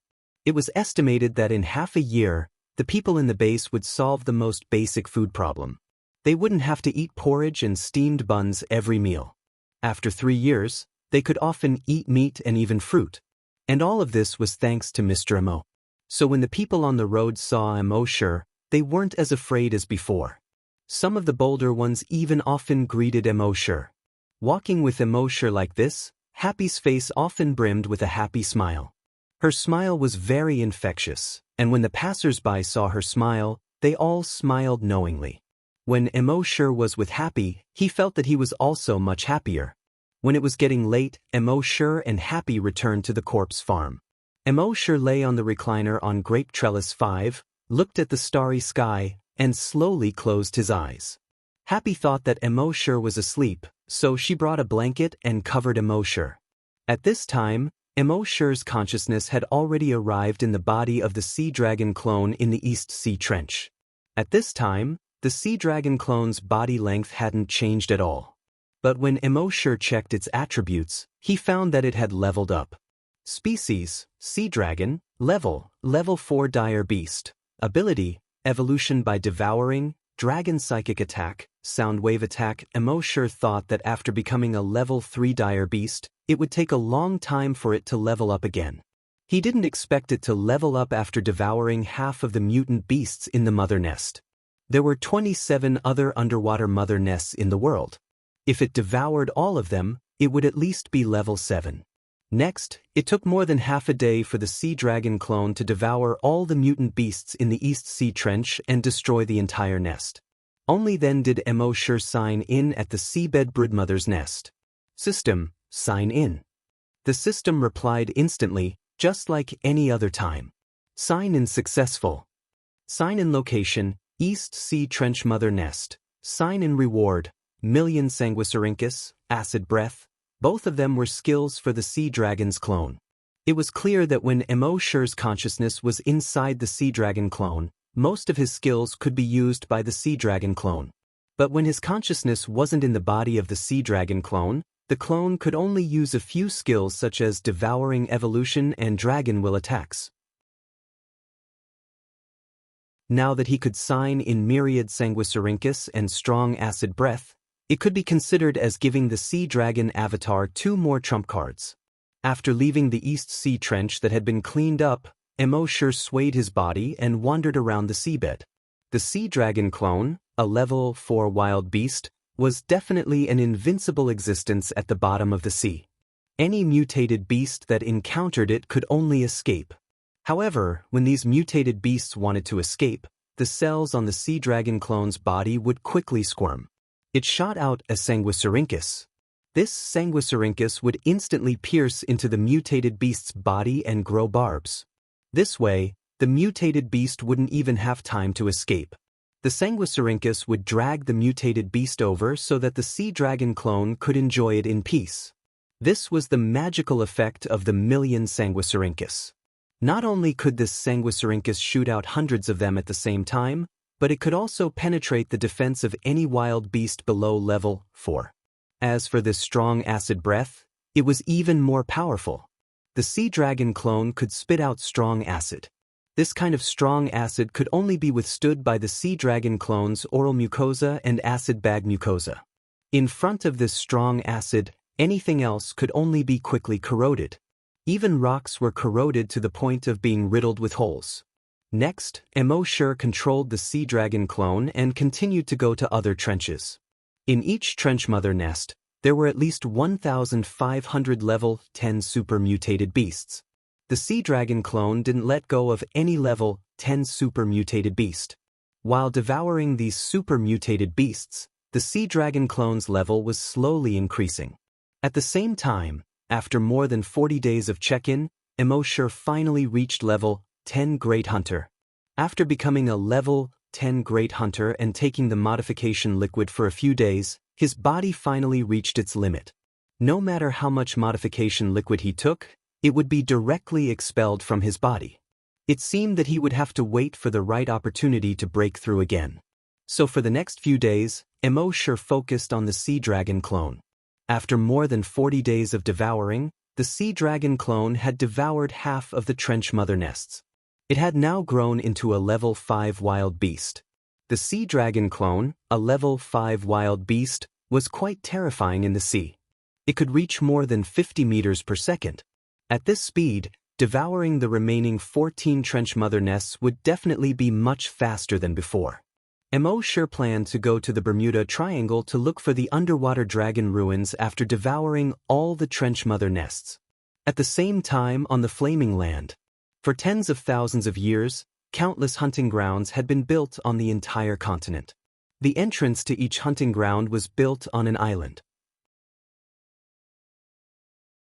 On the first hunting island corresponding to the first hunting ground, in a huge factory, in the corridor on the second floor, a middle-aged man in his 50s was holding the railing, looking at the zombies in the cages below, howling and roaring at him. He was the owner of the first hunting ground.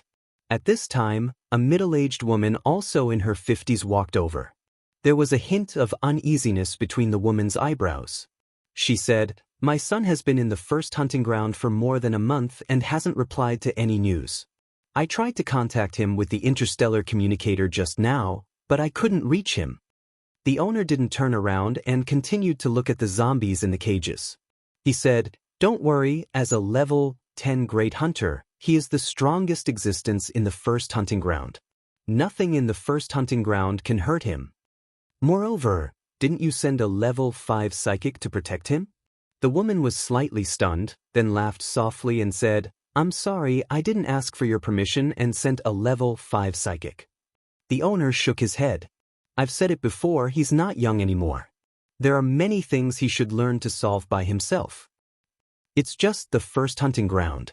With his strength, it's more than enough to deal with the creatures there." A hint of worry appeared between the woman's eyebrows. "But why can't I reach him through the interstellar communicator? Why don't we send someone to check it out?"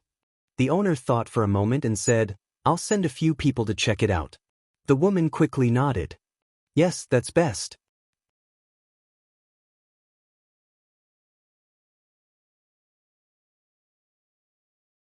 Chapter 207. On this day, Emosher controlled the sea dragon avatar and finished devouring another trench mother nest. His next goal was to kill 2 people. One was the deepest trench in the world, the Mariana Trench Mother Nest. The other was the Bermuda Devil Delta in the Atlantic Ocean. However, on this day, there were guests from outer space at the South Pole's blood-colored waterfall. South Pole, Death Valley, above the blood-colored waterfall. 10 balls of light slowly descended. These 10 blue-white balls of light were very blurry at first.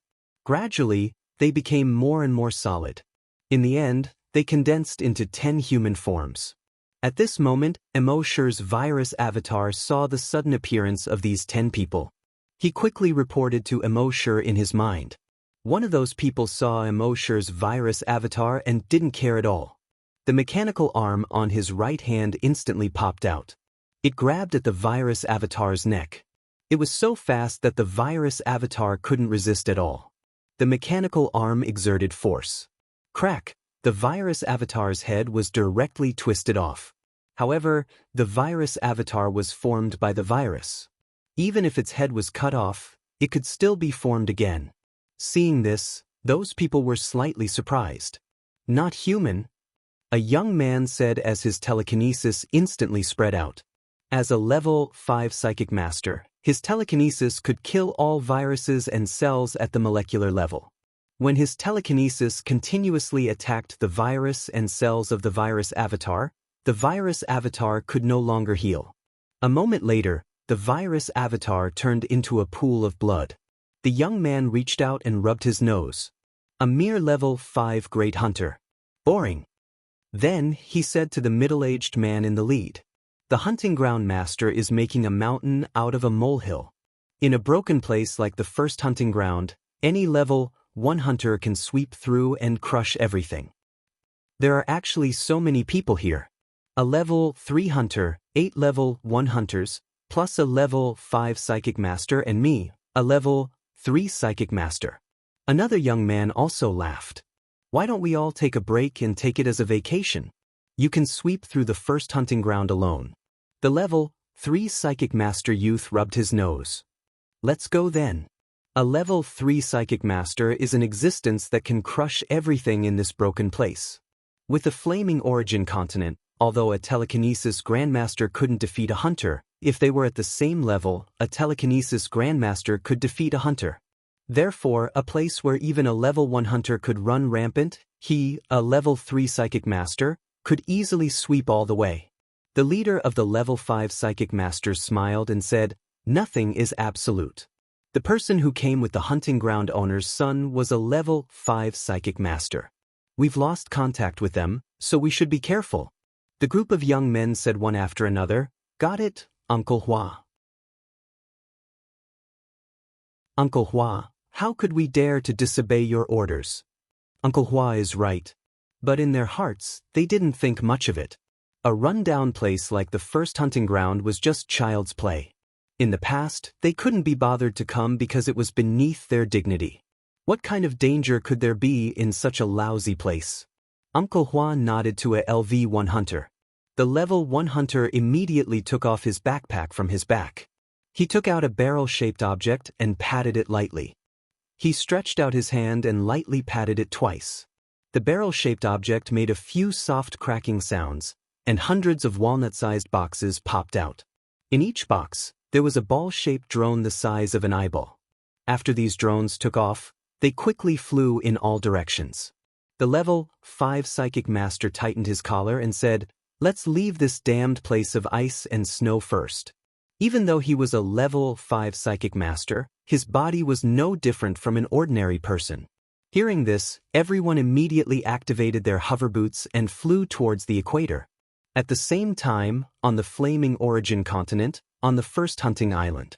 When the image of the first hunting ground was connected, the hunting ground owner's wife stayed in the monitoring room. The hunting ground owner occasionally came to take a look and patted his wife's shoulder lightly from time to time. "Don't worry, we've sent so many people this time. There won't be any problems." At the bottom of the earth, Mo sure knew the strength of these people from the virus clone's report. The strongest was a level 5 psychic master. Previously, he had easily crushed the bald level 5 psychic master. As for the rest of the hunters, although he had not directly fought with them, from the memories of the long-haired young man and the bald middle-aged man, he knew that the strength of the hunters was much worse than that of a great psyche master of the same level. Therefore, these people did not pose any threat to Emoshur at all. This made him heave a sigh of relief. He was originally worried that they would send out more psychic masters than the hunters. He did not expect that these small fries would come. In fact, in the Flaming Land, psychic masters were a minority. It was impossible for any random force to send out a psychic master. Thinking of this, Emoshur's consciousness returned to his body. Then, his figure flashed and disappeared from the base. The group of psychic masters and psychic masters from the Flaming Land flew to the sky above the chilly base. The people who were busy in the base saw this group of people suddenly appear and fly over on hoverboards that had never appeared on Earth. Everyone's first reaction was disbelief. Below their feet this doesn't look like the technology of Earth at all. Who are they?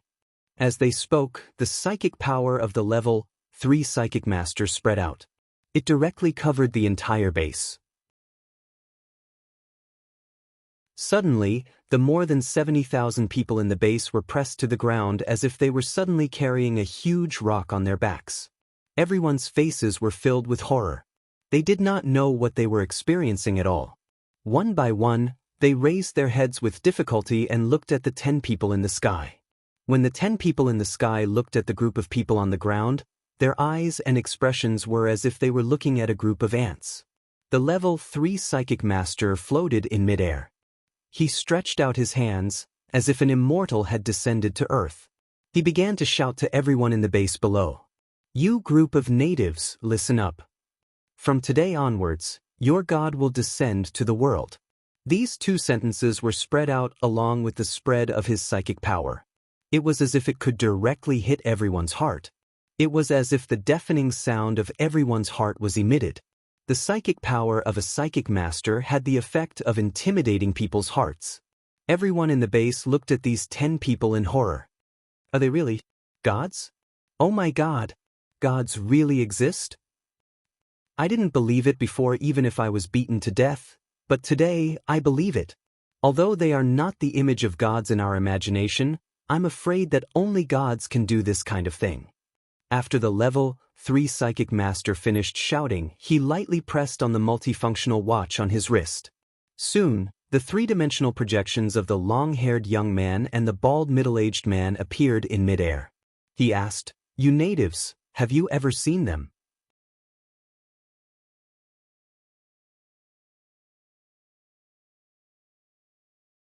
Chapter 208. Have any of you seen these 2 people before? The voice of the level 3 hunter was sent to the bottom of everyone's hearts with his telekinesis. Everyone's hearts trembled. Under the effect of the telekinesis of a psychic grandmaster, most people had no doubt that these 10 people were gods. God descends. God descends. It's really God. Of course, This kind of effect was ineffective against those with high levels of psychokinesis or those with strong willpower, especially the few level 10 psychokinesis left behind by Emosher. They looked at the 10 people in the sky with solemn expressions. They're not gods, they're just mortals. A level 10 psychokinesis said solemnly.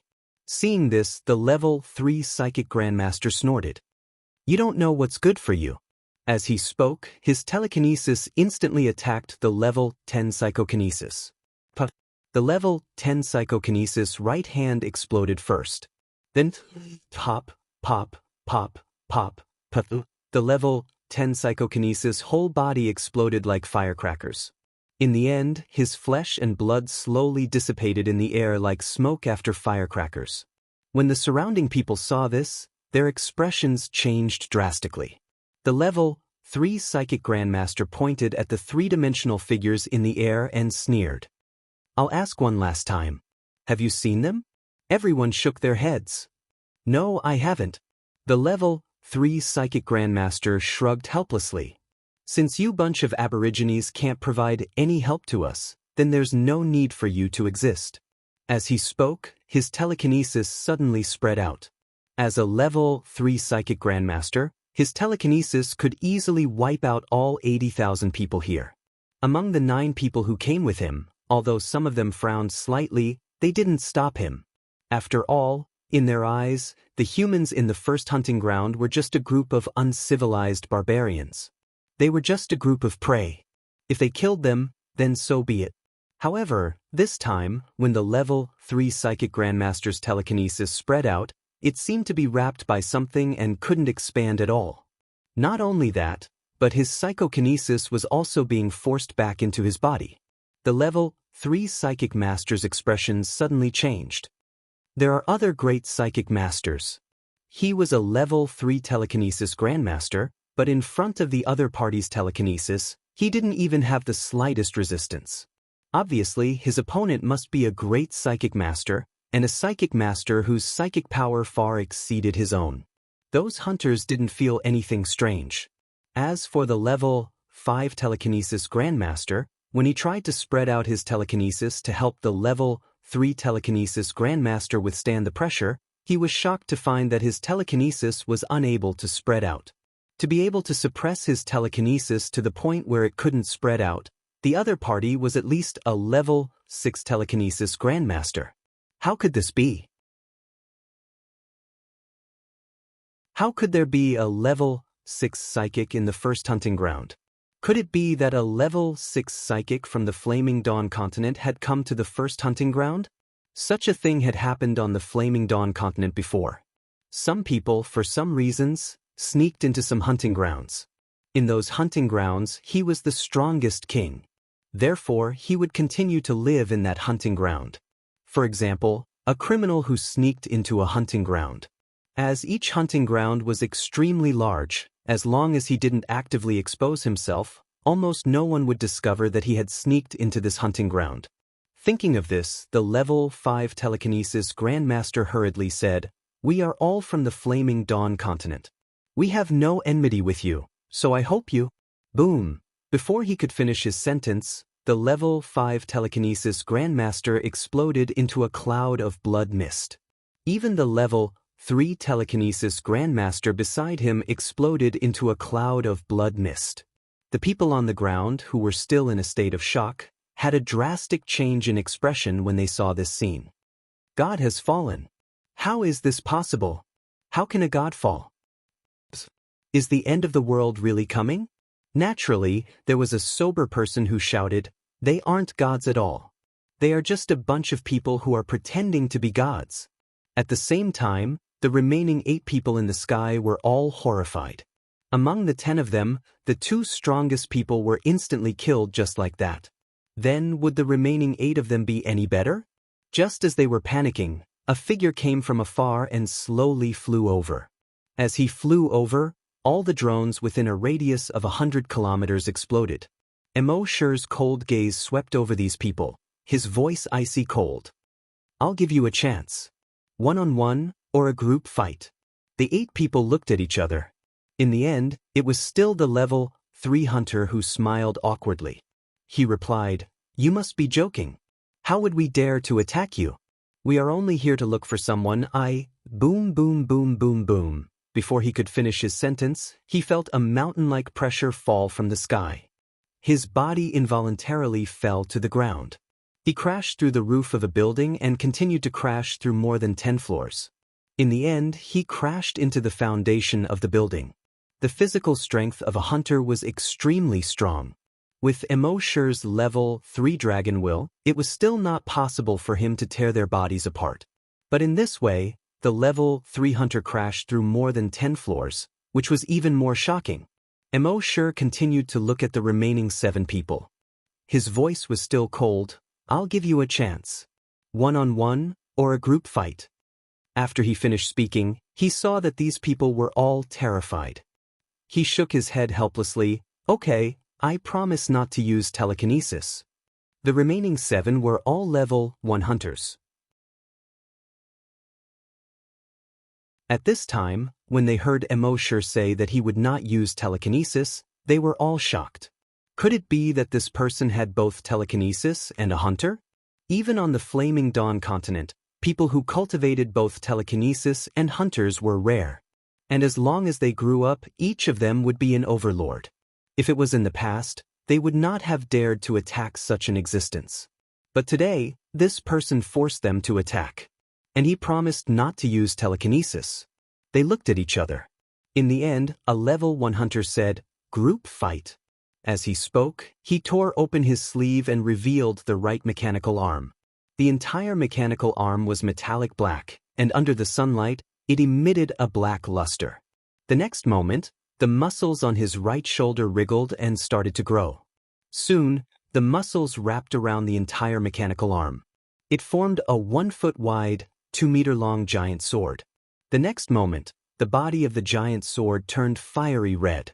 Because of the high temperature, the air around the giant sword seemed to be distorted. When the people on the ground saw this scene, they all felt that their worldview was shattered. What the hell was this? The mechanical arm could stretch freely. This was no longer a technology that could be found on Earth. Now, it was heating up a genetic weapon? Was this a dream?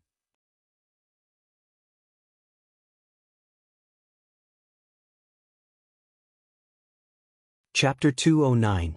In the entire Chile base, almost everyone's worldview was shattered. It had been more than 30 years since the apocalypse. In these 30 years, most of Earth's technology had been stagnant. The only improvement was in the research of viruses. However, what appeared in front of them now was a pair of flying shoes and a mechanical arm. This was far beyond their knowledge. At this moment, the hunters also realized that if they did not make a move today, they might not be able to escape. Although this guy's telekinesis was strong, he was arrogant enough to promise not to use it. This was no different from crippling one of his arms.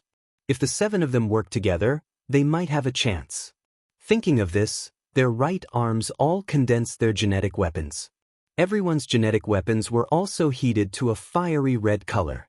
The 7 of them formed a circle in the air, surrounding embark. In the next moment, the 7 genetic weapons attacked embark at almost the same time. 7 weapons, sabers, swords, spears, and whips. One of them even had a red-hot mace. Seeing this, embark's eyes also showed some excitement. The reason why he did not use his dragon will to kill these people directly. It was because he wanted to see the genetic weapons of these people from the Flaming Land and the way they fought.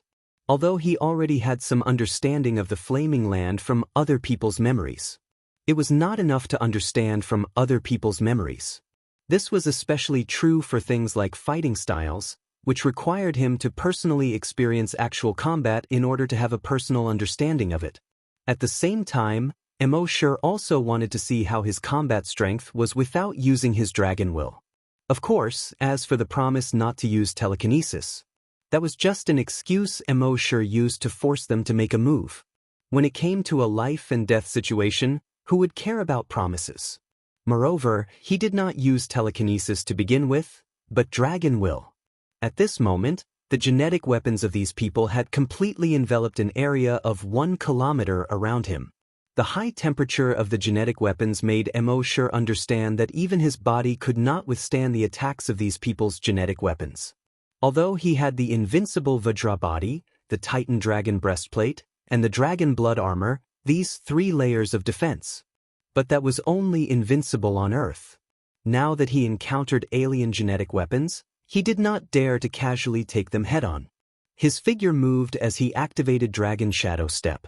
In the blink of an eye, a giant dragon shadow was left behind. Then he broke away from the encirclement. Those hunters were all stunned. What kind of freaking movement technique was that? They didn't even see it clearly, but they escaped the encirclement in an instant?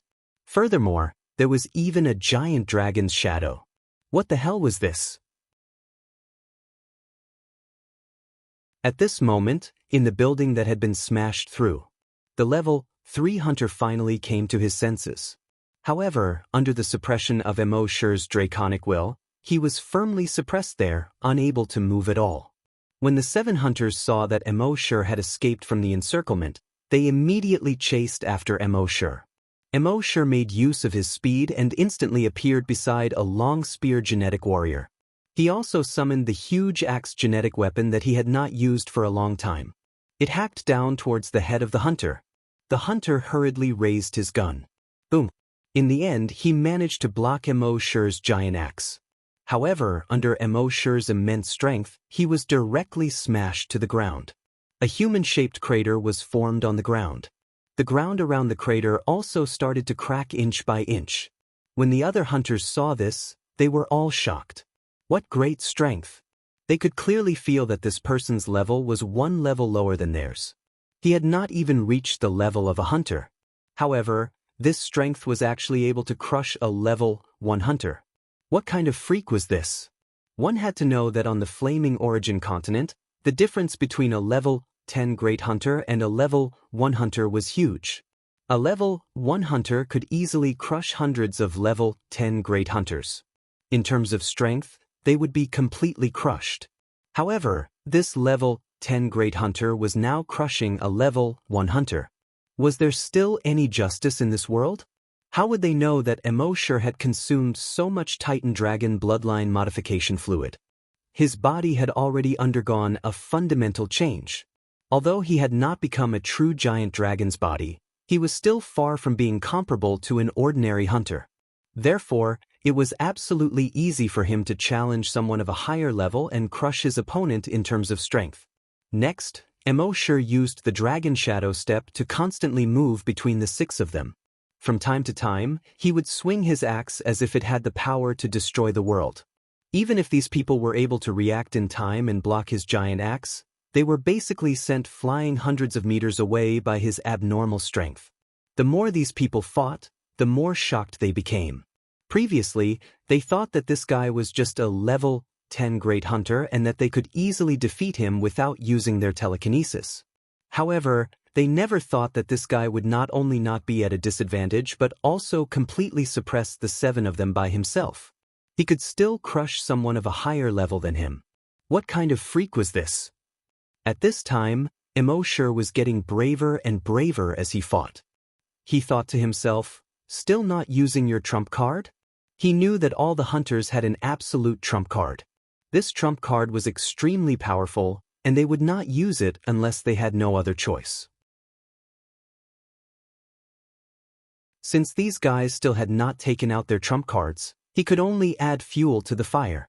Thinking of this, Emosher used the Dragon Shadow Step and instantly appeared behind a hunter. The giant axe in his hand fiercely chopped down toward the hunter's head. The speed of this attack was extremely fast and sudden. That guy did not even have time to react. He was split into 2 halves by the giant axe.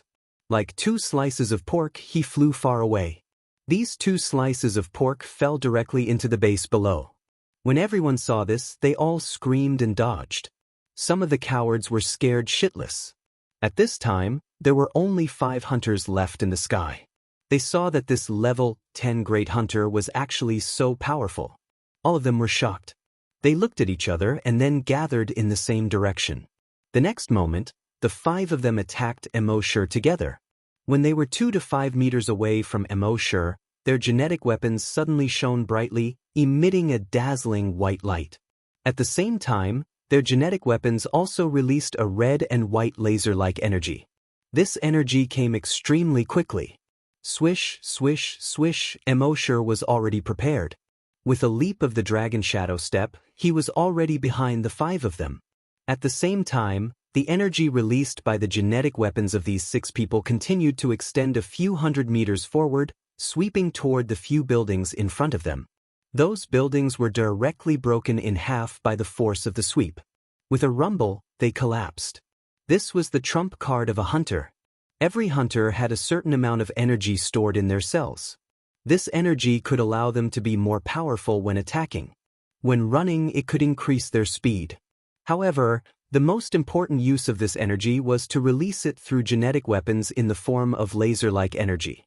Its speed was extremely fast and its destructive power was extremely strong. When the energy of a level 1 hunter was released through genetic weapons, even a level 5 hunter would not dare to take it head-on.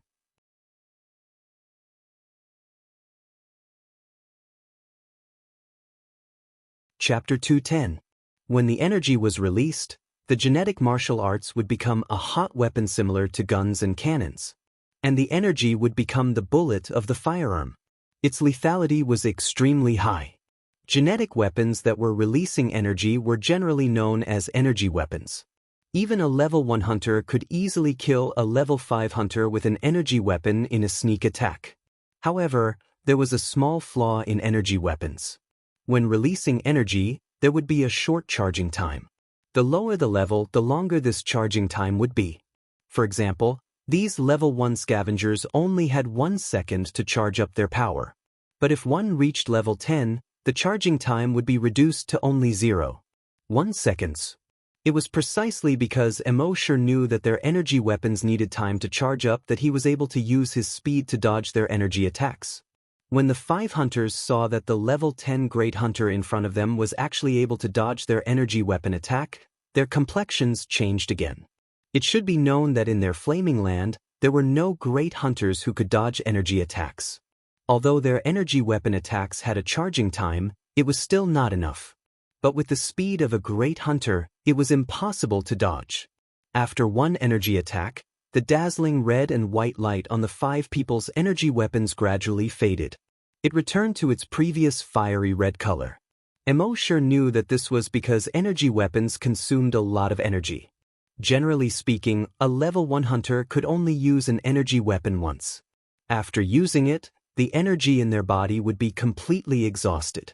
At this time, they no longer had energy and only had the strength of their bodies left. Whether it was speed or strength, they were far inferior to before. If they were level 1 hunters before, then after releasing their energy, they were at most half-step hunters. This was also why they would not use energy weapons easily. At this time, these 5 people had already withered after releasing their energy. In front of Emosher, they had no power to fight back. Emosher swung his axe one by one, chopping them all down. Only the 2 hunters on the ground were left. One was level 3 and the other was level 1. Emosher was too lazy to use energy weapons against those level 1 hunters. He leaped to the side of the hunter.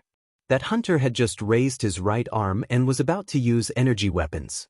Emosher's giant axe had already been lifted. Ka! The giant axe instantly chopped at the joint between the mechanical arm and the shoulder. He knew that this part was the weakness of every hunter. It seemed that the defense here was extremely thick. A thick layer of cuticle covered the joint between the mechanical arm and the shoulder tightly. But as long as it could pierce through the thick layer of cuticle and hit the joint, it would be a fatal blow to the hunter. With this chop, the thick layer of cuticle on that person's shoulder was directly cut open. The giant axe chopped at the joint. The genetic weapon on that person's entire right arm was directly cut off. The genetic weapon wrapped around the mechanical arm instantly lost its fiery red light. The weapon on top of it instantly turned into flesh and dried up, revealing the mechanical arm inside. On the shoulder of the man, where the mechanical arm had been severed, sparks kept coming out. At the same time, blood. It looked like a bleeding robot. This scene looked very strange. When the humans in the base, they all felt that it was unreal. Was this King reality? This was basically a science fiction novel. After chopping off that person's genetic weapon, embark flew up and kicked. That person was instantly sent flying far away. Bang bang bang bang. He crashed through 4 walls in a row. In the end, his body hit a steel bar on the 5th wall, and only then did he stop. His chest caved in and blood spurted out from his mouth and nose. He was no longer breathing. However, the steel bar did not pierce through his body. Instead, it was directly bent by his body. Seeing this scene, everyone could not help but suck in a breath of cold air. Hitting the steel bar with such force was like hitting the tip of a nail. No matter what, he would be penetrated. Not only was this person not penetrated, he even bent the steel bar. How perverted was this body strength? But such a perverted body was actually kicked to death by this human. How terrifying was this human strength? If the person who was kicked to death was said to have a perverted body, then this human who kicked him to death was the most perverted of perverts. When that level 3 hunter saw his companions who came with him, he fell from the sky one after another. He saw that this level 1 hunter was actually kicked to death by this guy. The shock in his heart was far greater than any other time in his life. What kind of monster was this guy?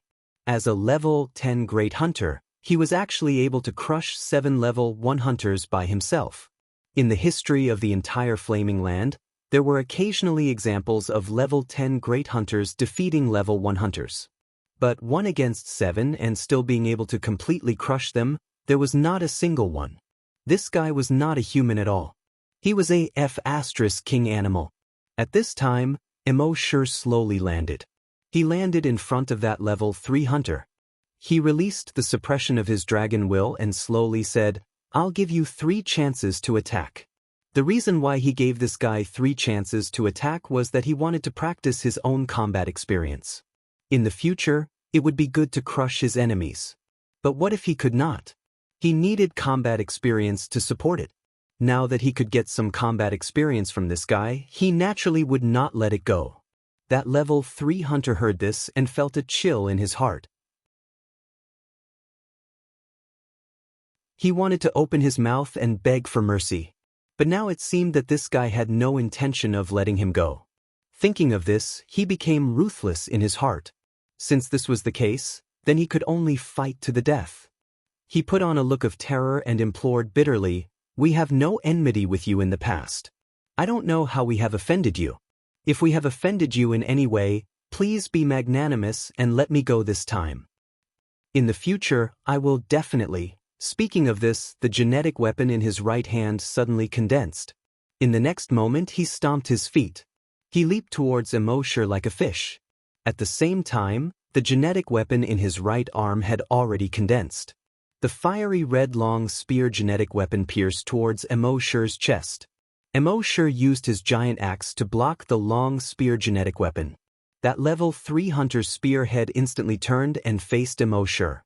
At the same time, the red and white light on the tip of the spear shone brightly. It was dazzling. Embark activated his dragon shadow step and disappeared in an instant. When he reappeared, he was already behind that level 3 hunter. But in the next moment, a laser-like red and white light suddenly shot out from the end of the spear. It instantly pierced through embark's dragon blood armor. Even half of the Titan dragon breastplate was pierced through.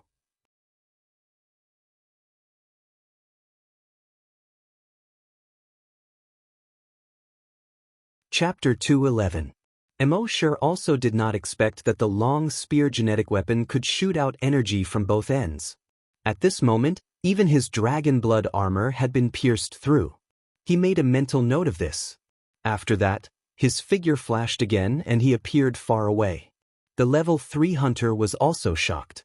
Generally speaking, even if it was a level 5 hunter, after being hit by his energy, they would basically be disabled. But this guy was completely fine after being hit by his attack. How was this possible? He did not think that it was the effect of embark's blood-red armor. On the Flaming Land, other than the energy shield on the armor, there was nothing that could block energy attacks. However, he was a level 3 hunter after all. Although he was shocked, his hands did not panic. The long spear in his hand shone brightly and instantly extended more than 10 meters. At the same time, the red and white light from the long spear once again shot toward Emosher. And this time, he used the energy weapon to draw a few circles in the air. These circles sealed off all of Emosher's escape routes. Emosher could only use the big axe in his hand to block in front of him. At the same time, the big axe instantly extended 2 meters high and 1 meter wide. His body was completely shielded from the attack.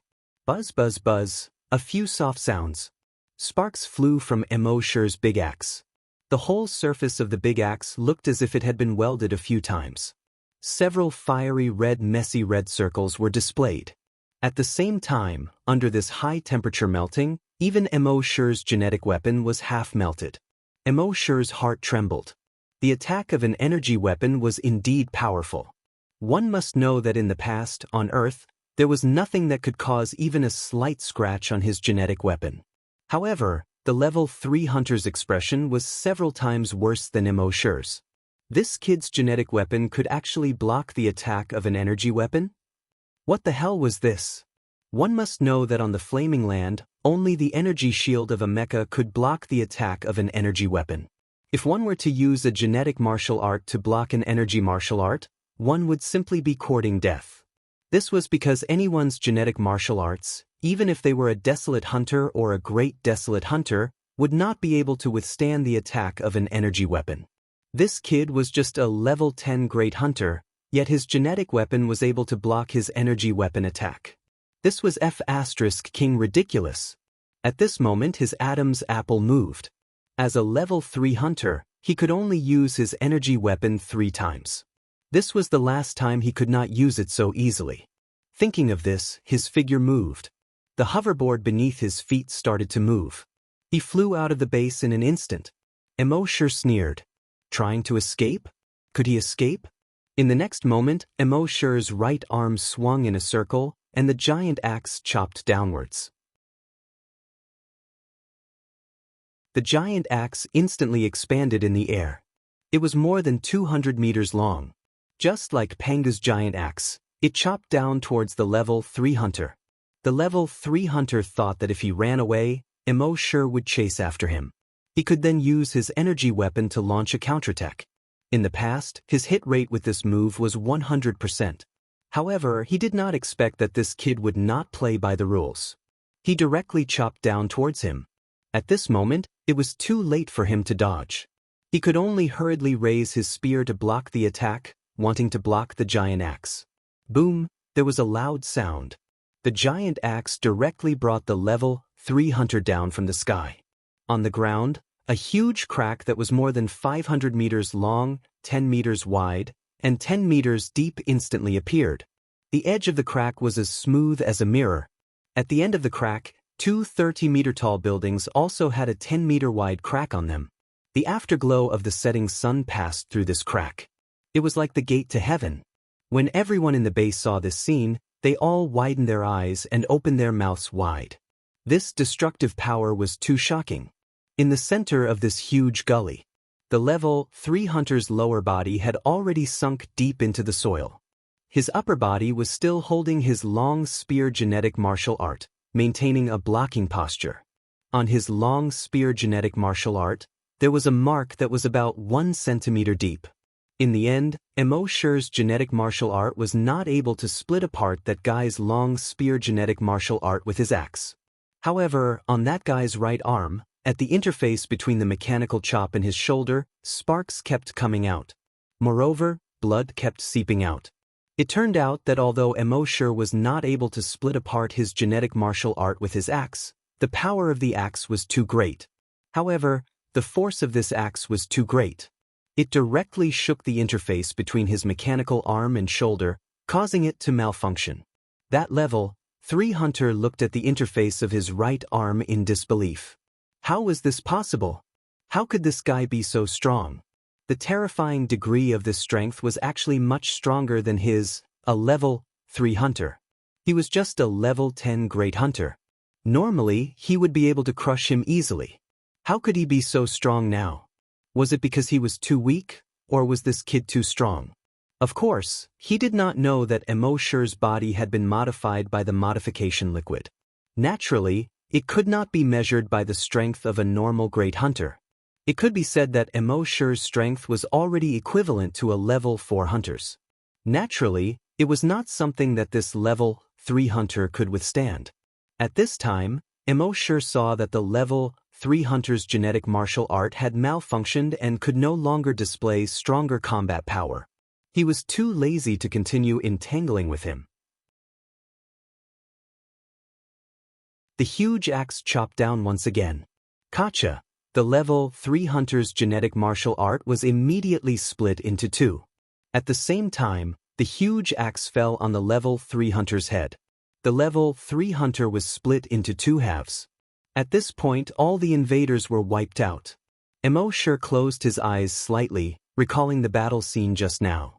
He had a deeper understanding of the strength, speed, and fighting style of the hunters.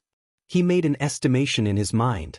With his current strength, without using his telekinesis, he could crush a level 3 hunter. If he encountered a level 4 hunter, it would be a 50-50 chance.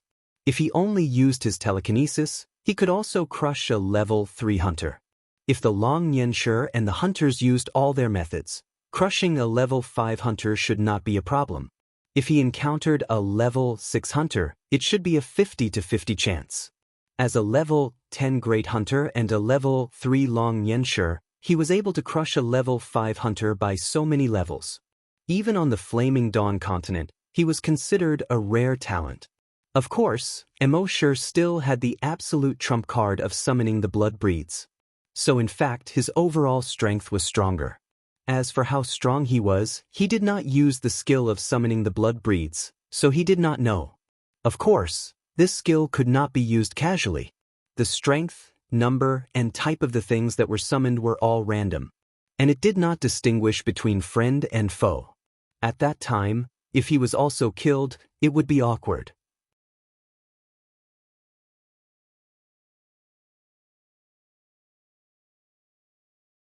Chapter 212. Emosher killed these 10 people. He left a huge ravine more than 200 meters long in the chilly base. After that, he ignored the humans in the chilly base. He took a step forward, leaving behind a 100-meter-tall dragon shadow, and then disappeared. After a while, the dragon shadow also slowly disappeared. In the chilly base, all the humans felt like they were dreaming. From the arrival of the 10 godlike powerhouses to the moment they were pressed to the ground by an invisible force. Then, the powerhouse with a pair of energy wings appeared. Finally, he killed the 10 people and left. Only 5 minutes had passed. All the 11 people were unbelievably powerful. They were so powerful that it was beyond their understanding. Especially the human with the pair of energy wings. He was so powerful that even the 10 powerhouses were afraid of him. If the 10 powerhouses were gods, then the human with the pair of energy wings could be called the God Slayer. No, Slayer was not enough to describe him. To be more precise, he was the God Slayer. From that day onwards, this powerful God Slayer never appeared in the chilly base again. However, the legend of the God Slayer had been circulating in the chilly base for thousands of years. At the same time, on the first hunting island of the Flaming Dawn continent. In the monitoring room, the hunting madam saw that all the monitoring screens had dimmed. She was so shocked that her face turned pale. She quickly shouted to the outside of the monitoring room. "Someone, come and take a look at the monitors." Someone? Soon, the person in charge of the monitoring room rushed over and carefully checked all the monitors. In the end, he came to a conclusion that made everyone feel uneasy. "Madam, all the drones have been destroyed." One had to know that the people who went this time had brought 100 drones. 100 drones were enough to cover a radius of hundreds of kilometers. Now, they were all destroyed at almost the same time. What did this mean? In her uneasiness, the hunting madam quickly went to the hunting master's office and looked for him. "Son, something happened to our son." The hunting master's expression also changed. "What's going on?" "All the drones have been destroyed," the hunting madam said with a sobbing tone. The hunting master comforted his wife. "Don't worry, I'll use the interstellar communication to contact them first." As he spoke, he immediately ordered someone to connect to the interstellar communication of those people. However, after connecting for more than half an hour, there was no response. The lady of the hunting ground could not stop her tears from gushing out. She patted the hunting ground master's arm and said, "You must save our son. He is our only son." The hunting ground master's brows were tightly knitted together. However, he still comforted his wife. It might be the magnetic field of the first hunting ground. I will ask Shachi to bring the Sandstorm Mercenary Regiment to the first hunting ground to have a look. The head of the hunting ground quickly nodded and patted his wife's shoulder. Don't worry. 5 days later, a handsome young man with a height of 1.8 meters and a woman with an exaggerated figure walked in quickly. That woman had an extremely exaggerated figure, but she also had a beautiful face. With a devilish figure and an angelic face, these words were tailor-made for her. As soon as the woman appeared, she nervously asked the hunting ground owner and his wife, "Dad, Mom, did something happen to little brother when he went to the hunting ground?" Mrs. Hunting Ground just cried, unable to say a word. The hunting ground master shook his head with a hint of worry between his brows. "I'm not sure yet. It has been more than 40 days since your brother went to the hunting ground, and there is still no news from him. I sent 10 people, but there is still no news from him. And the 100 drones they brought also lost contact almost at the same time. That's why I asked Shachi to come over and bring some mercenaries to have a look." The handsome young man named Shachi heard this, and his face suddenly became solemn. "Father-in-law, mother-in-law, don't worry. I brought the vice captain and several captains of our mercenary regiment. Basically, they were all level 7 hunters. There are also 5,000 members of the mercenary group and me, a LV-8 hunter. Oh, right, I also brought the cheetah mech of the mercenary regiment. Let's make a simple plan. We will set off tomorrow morning and find little brother no matter what," he said very firmly. The hunting ground master showed a hint of gratitude in his eyes and patted his shoulder heavily. "Shachi, it's all on you." The hunting ground master's wife also nodded and said, "Shachi, it's all thanks to you." At this time, the woman with the exaggerated figure also said, "Shachi, I'll go with you." Shachi shook his head and said with concern, "Bertha, the first hunting ground may have been very safe before, but it is no longer safe now. You can stay here with my in-laws and wait for my good news." Bertha said stubbornly, "How can I be at ease if there is no news from little brother? I must go with you. I'm a level 7 psychic master, much stronger than those in the mercenary regiment." This? Shachi seemed to be in a dilemma. The hunting ground master pondered for a moment and took a deep breath. "Shachi, take Bertha with you." Shachi shook his head helplessly and said, "Okay, Bertha, remember, when you go there, you must stay by my side at all times. If you are in any danger, I will be able to protect you immediately." Bertha nodded obediently and said, "Okay." Soon, Shachi, Bertha, and several senior members of the Sandstorm Mercenary Regiment were in the meeting room to draw up a plan of action. The vice captain said to Shachi and Bertha, "Captain, Madam Captain, we have too many people this time, so we will split into 2 coordinates. You will take 2,500 people to the first teleportation point. The captains and I will take 2,500 people to the second teleportation point. When we get there, we will see if we will meet up directly or split up to search." Shachi nodded and said, "Okay, we will do as you say. Now, let's split up and prepare. We will leave in half an hour." After the mercenary regiment left, Shachi came to Bertha and gently put his arm around her shoulder. "Don't worry, little brother will be fine." Bertha nodded and said, "Shachi, for our family, you put down so many important things and rushed over here. You even personally brought people to the first hunting ground. You're so nice." Shachi shook his head and said, "We are already here. Isn't your little brother my little brother? How can I not care about my little brother's business?" Bertha nodded and said after a moment of silence, "Shachi, this time when little brother comes back, let's have a child." Shachi heard this and was slightly stunned. A moment later, his eyes were filled with excitement. Bertha, is this true? Bertha left a kiss on Shachi's face and said with a smile, "Silly, when have I ever lied to you?" Shachi immediately laughed like a child. That's great, Bertha, I love you." 10 days ago, Emosher returned to base C1 after wiping out the group of people. Under the grape trellis of the corpse farm, Emosher was lying on a deck chair, basking in the sun while thinking about something.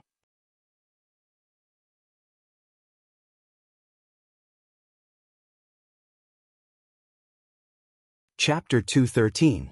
10 days ago, Emosher had just killed those hunters and psychic grandmasters. Under the grape trellis of the corpse farm, Emosher was lying on a recliner with his eyes slightly closed. It looked like he was resting, but in fact, he was thinking about something. Last time, he killed 2 people. This time, there were 10. If he killed these 10 people this time, how many would come next time? Furthermore, he was certain that the next one would be even stronger than this one. He had to think of a way to make them unable to come to Earth in the future, or to make them afraid to come to Earth. It was impossible to make them unable to come to Earth. The Antarctic blood waterfall was just a coordinate. Even if the blood waterfall was destroyed, the coordinates were still there, and they would still come again. And if he wanted them to not dare to come to Earth, he could only desperately improve his strength. Upgrading the sea dragon clone to a level 10 wild beast as soon as possible was one way. But this was treating the symptoms and not the root cause. Although there weren't many hunters on the Flaming Origin continent who could guarantee that the hunting ground master wouldn't be able to find a hunter to help. So Emosher thought about it and felt that this matter had to be solved from the source. After thinking for half an hour, he suddenly had a bright idea. He had an idea. But the most important thing now was to improve the strength of the sea dragon clone. Emosher had planned to destroy the other undersea mother nests before going to the Mariana Trench mother nest and Bermuda. That would be safer. But now he had to hurry up and improve his strength, the faster the better. So he decided to go directly to the Mariana Trench mother nest later. System, sign in for a special event. Killing those hunters and great hunters was naturally a special event. The system's voice answered quickly. Sign in successful. Sign in event, kill intruder. Sign in reward, Flame Dragon Battle Axe. Emosher checked the reward in his mind. Flame Dragon Battle Axe. Inject the energy in the body into the genetic weapon, and the genetic weapon can evolve into the Flame Dragon Battle Axe. The Flame Dragon Battle Axe is invincible and indestructible. Best effect on the genetic and energy weapons of the hunters. Seeing this reward, Emosher revealed a faint smile on his face. Today, the energy weapon of the level 3 hunter had made him feel the pressure from the energy weapon. Under the attack of the energy weapon, even the dragon blood armor could be penetrated. Previously, it was sometimes written as Blood Dragon Battle Armor. Correction here, it's Dragon Blood Battle Armor. Even his genetic martial arts had almost been pierced through. This power was ridiculous. Now that he had the Fire Dragon Battle Axe, he could defend against the opponent's energy weapon. Secondly, in terms of offense, they were much more domineering and invincible than before. After signing in, Emosher used the Blood Dragon's eye to look at Happy, who was busy. He saw that Happy's level was still at question mark. She didn't know when her talent would awaken. "I'm Happy!" Emosher shouted at Happy. Happy put down the work in his hands and walked over. She stared at Emosher with her big, expressive eyes. Emosher said, "It's getting hot. You should rest for a while. Don't be so busy." Happy's smile bloomed, and it was extremely infectious. He gestured, "If I'm busy, I'll feel useful. Otherwise, others will say that Brother Mo's woman is useless." Emosher smiled and shook his head. "Happy, you don't have to do anything. When the time comes, you'll realize that you're more useful than anyone else."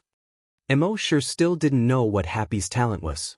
However, just looking at the difficulty of unlocking it, after being in the virtual dragon palace for so long, 2/3 of the people in the base had already become zombie hunters or psychokinesis.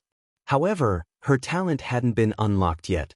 Even if one were to use their toes to think, they would know that this was definitely an incredible talent.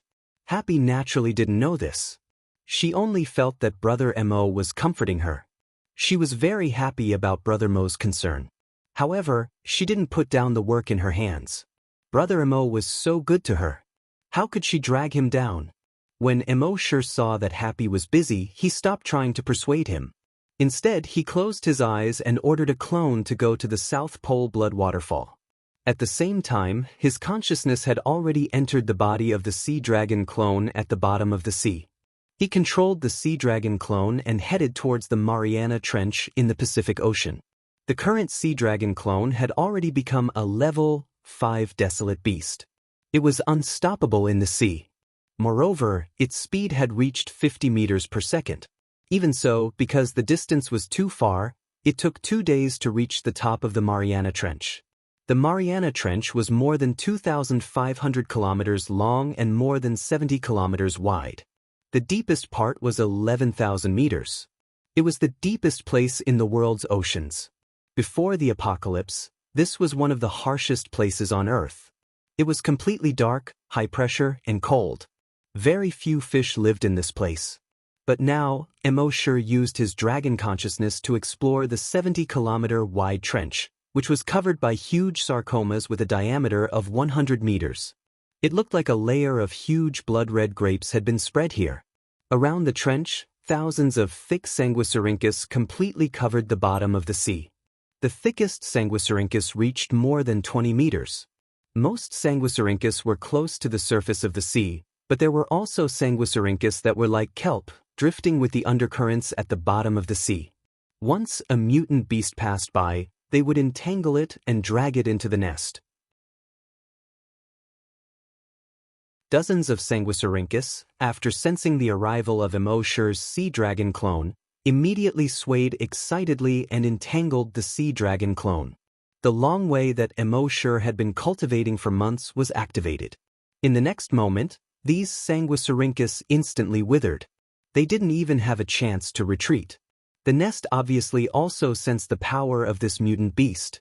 All the Sanguisurincus stayed away from the Sea Dragon clone for a short period of time. At the same time, these Sanguisurincus were also secretly wary of the Sea Dragon clone. Mo Shure ignored these Sanguisurincus. Instead, he stared at the 100-meter-long sarcomas. This nest was different from the other ones at the bottom of the sea. The other sarcomas were only 50 meters in diameter at most. This nest's sarcomas, however, were an astonishing 100 meters in diameter. And the sarcomas of the other nests could be considered an entrance and exit. Infected creatures could enter and exit through the sarcomas. They entered the sarcomas, recovered their bodies in the blood pool, and strengthened themselves before leaving the nest to catch mutant beasts. But when Mo Shure just probed with his dragon will, he found that not a single mutant beast entered or exited through the sarcomas. All the level 10 super mutant beasts, after capturing the other mutant beasts, placed them near the nest. Then they would leave without stopping to continue catching mutant beasts. Mo Shure couldn't figure out why with his dragon will. But when he looked with the blood dragon's eye, he immediately understood. It turned out that there was a figure slowly swimming in every sarcomas here. And those figures were basically level 10 super mutant beasts. Every sarcomas here was actually an egg.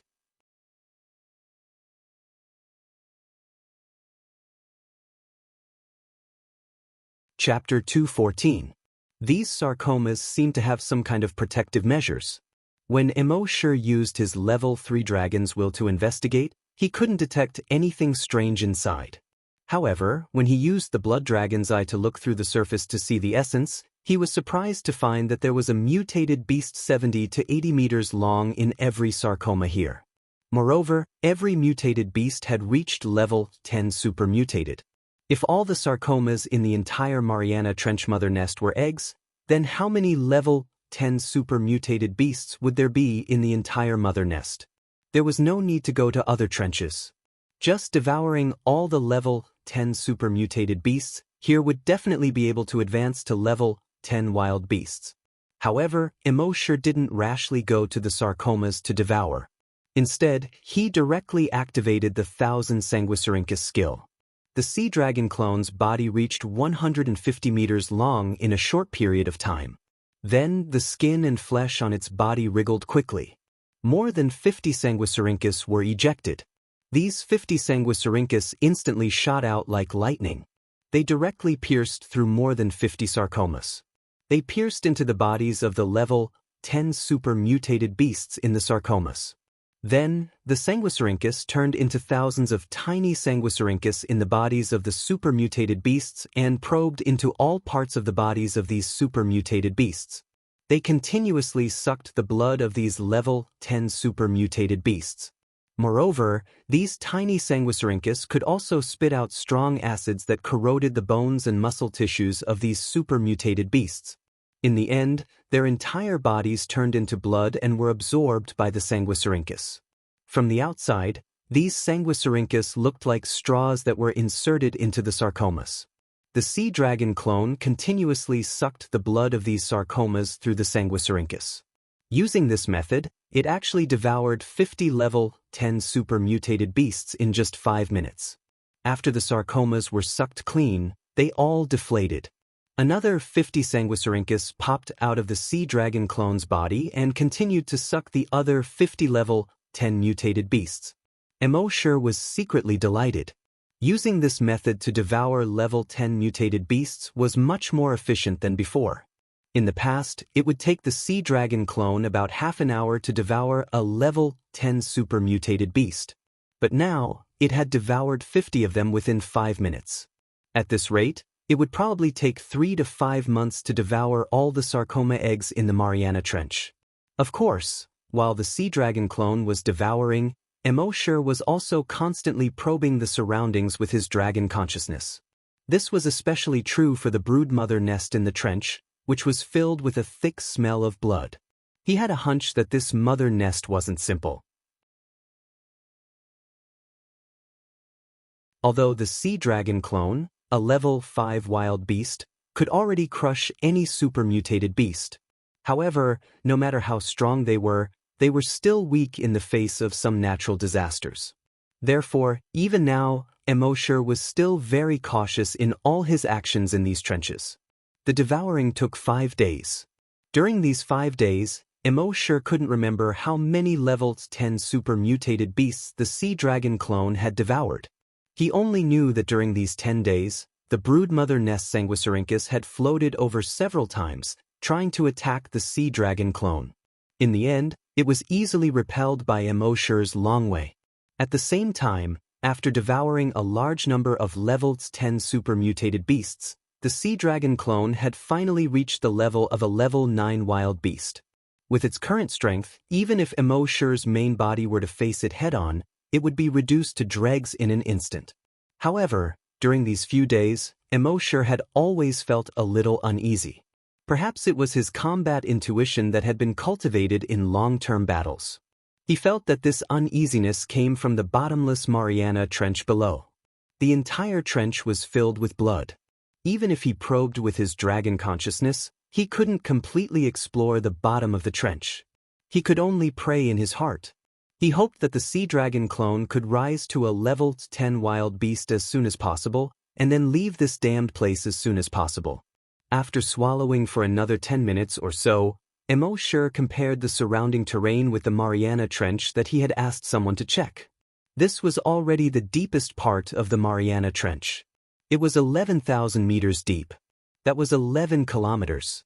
The uneasiness in Emosure's heart grew even more. At this moment, above the blood river in front of him, a mountain peak suddenly emerged. This mountain peak was in the shape of a pyramid. Just the part exposed above the blood river was more than 50 meters high. At the same time, a circular cave suddenly appeared in the center of the mountain peak. The circular cave was about 50 meters in diameter, and it was extremely round. Obviously, this couldn't have been a naturally formed cave. Under such an oceanic trench, the sudden appearance of such a mountain peak above the fishy bloody river still made one's hair stand on end. Emosure was about to use his dragon consciousness to explore the cave when a huge suction force suddenly came from the circular cave. It sucked the entire sea dragon clone in that direction. Emosure frowned, and the sea dragon clone's tail quickly swayed, trying to break free from this suction force. But this suction force was so strong that no matter how the sea dragon clone swayed its body, it couldn't break free. Embark simply controlled the sea dragon clone and directly turned its head. The sea dragon clone opened its huge mouth. Puff! A stream of viscous green liquid gushed out from it. As the huge cave kept sucking in the sea dragon clone, it directly sucked in the strong green acid. The next moment, puff! Even in the sea, Embark could see that the huge hole was constantly emitting green smoke. At the same time, a pungent stench spread out. The surrounding Sanguisurincus withered instantly when this pungent smell spread over. At the same time, the mountain peak kept shaking violently from side to side and shrank under the blood water. An extremely painful wail could be heard from the pool of blood. Roar, roar. However, it was obviously not over yet. Just over a minute later, in the blood river ahead, another 50-meter tall mountain peak emerged. And this mountain peak continued to rise. Soon, a second and third round cave appeared on the mountain peak. All the round caves had a diameter of more than 50 meters. Soon, the mountain peak, like a sea-stabilizing needle, emerged from the blood river high up. It could be seen that it was covered with huge round holes with a diameter of 50 meters. At this time, Embark had already discovered the true face of this thing. It turned out to be an octopus's tentacle. Those round holes with a diameter of 50 meters were actually the suction cups on its tentacles. At this time, the tentacle emerged from the blood river, and it was more than 2,000 meters long. Even though Embark had seen the white snake that Su Fu transformed into, he was still shocked at this time. One had to know that this was just one tentacle. Who knew how many more tentacles it had not emerged? Although the sea dragon was now a wild beast and was not afraid of any creatures on Earth, it was always better to be careful.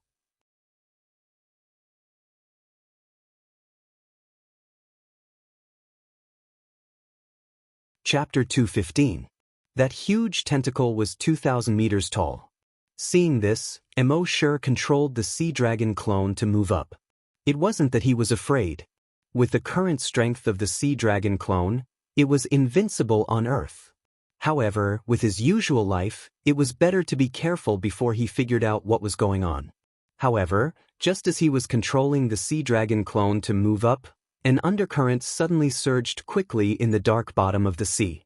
Even though the sea dragon's body had now reached 190 meters. At this time, it was still involuntarily moved more than 500 meters to the side by this undercurrent. Looking back, he saw more than 50 tentacles stretching out from the bottom of the blood river. Each tentacle was more than 2,000 meters long.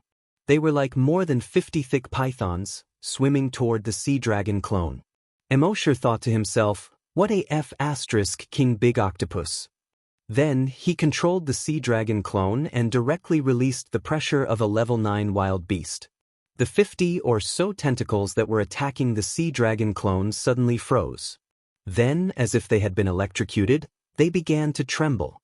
Then, they quickly shrank down into the blood river. This was the natural pressure of a wild beast on a super-mutated beast. Then, the sea dragon clone opened its cave-like mouth and roared, roar, roar. At the bottom of the blood river, dozens of 2,000-meter-long tentacles stretched out again. But this time, it didn't attack the sea dragon clone. Instead, it raised the dozens of tentacles like a human surrendering. At the same time, its body also revealed the blood river. Just as Embark had guessed, this was a super-mutated octopus. It had lived at the bottom of the sea for who knew how many years. It happened to encounter the mutation of the virus X and grew into its current form. If it weren't for the invisible restrictions on Earth, it would have been a wild beast by now. Embark didn't hold back. He controlled the sea dragon clone and flicked out more than 10 Sanguisurincus. The Sanguisurincus pierced into the body of the giant octopus and began to suck. Although the super-mutated octopus was extremely frightened, it didn't even dare to struggle under the natural pressure of a wild beast. It took about half an hour to devour the super-mutated octopus. Then he signed in his mind. System, check in for a special event. Sign in successful. Sign in event, killed level 10 super-mutated octopus. sign in reward, thousands of tentacles. Emo checked the skill description of the tentacles in his mind. His heart skipped a beat. Then he controlled the sea dragon clone's skin and flesh to squirm. A tentacle slowly grew out of it. Although this tentacle was not as big as the super mutant octopus's tentacle, it could be lengthened or shortened at will. At this moment, under Emo's control, it continued to extend until it finally reached a length of 5,000 meters. A mosasaurus that was more than 100 meters long had tentacles that were 5,000 meters long. This made Emo feel incredulous. Furthermore, these 5,000-meter-long tentacles had a suction cup every 100 meters. Emo controlled the tentacle and placed it on the sarcomas in front of him. It just so happened that each of the suction cups was sucking on a sarcoma. Then, Emo's mind moved. From all the suction cups, Sanguisurincus poked out and pierced into the sarcoma. It began to suck. In this way, a single tentacle could absorb 50 sarcomas at the same time. Then, another 49 tentacles stretched out from the sea dragon clone's body. The absorption efficiency instantly reached 50 times that of before. Before this, Emo was still thinking about how big the entire Mariana Trench mother nest was. There were so many sarcomas inside. If he really wanted to absorb all of them, it would probably take 3 to 5 months. Now, this skill came at the right time. With one skill, the efficiency increased to 50 times. According to this, it would probably be finished in 3 to 5 days. The truth was just as Emo expected. In this way, it only took 4 days for the entire Mariana Trench to be completely devoured. In the entire Mariana Trench, all the sarcomas were completely devoured by the sea dragon clone. The pool of blood in the broodmother's nest had already begun to fade. The thick Sanguisurincus around the mother nest had all withered. It was also at this moment that a tearing pain suddenly came from within the sea dragon clone's body. Emo felt this trace of pain and immediately switched his consciousness back to his main body. He waited for 10 minutes before coming back. He checked the attributes. Species, Sea Dragon, Level 10 Dire Beast. Ability, Evolution by Devouring, Dragon Psychic Attack, Immunity to Sonic Attacks, Myriad Sanguisurincus, Myriad Tentacles. Sure enough, it had advanced to level 10. At this point, Emo could be considered to have completed a small goal. If the Flaming Land sent more hunters or psychic masters, Emo wouldn't have to do anything at all. The Sea Dragon clone would be able to crush them directly. And the next goal was to improve his strength. Now Emo had to find a suitable opportunity to break through to the level of a hunter. The Sea Dragon clone was limited by his realm and could only be stuck as a level 10 dire beast. Emo was thinking that if he signed in at the dragon ruins under the Bermuda Triangle, it might be possible to break through the limit. At that time, he would become a hunter and the Sea Dragon clone would become a strong dire beast. Wouldn't that be perfect? But just as Emo was about to set off for the Atlantic Ocean, he suddenly stopped in his tracks. Then he controlled the Sea Dragon clone and swam into the personal reservoir. The next moment his consciousness had returned to base C1. The personal reservoir had a special feature.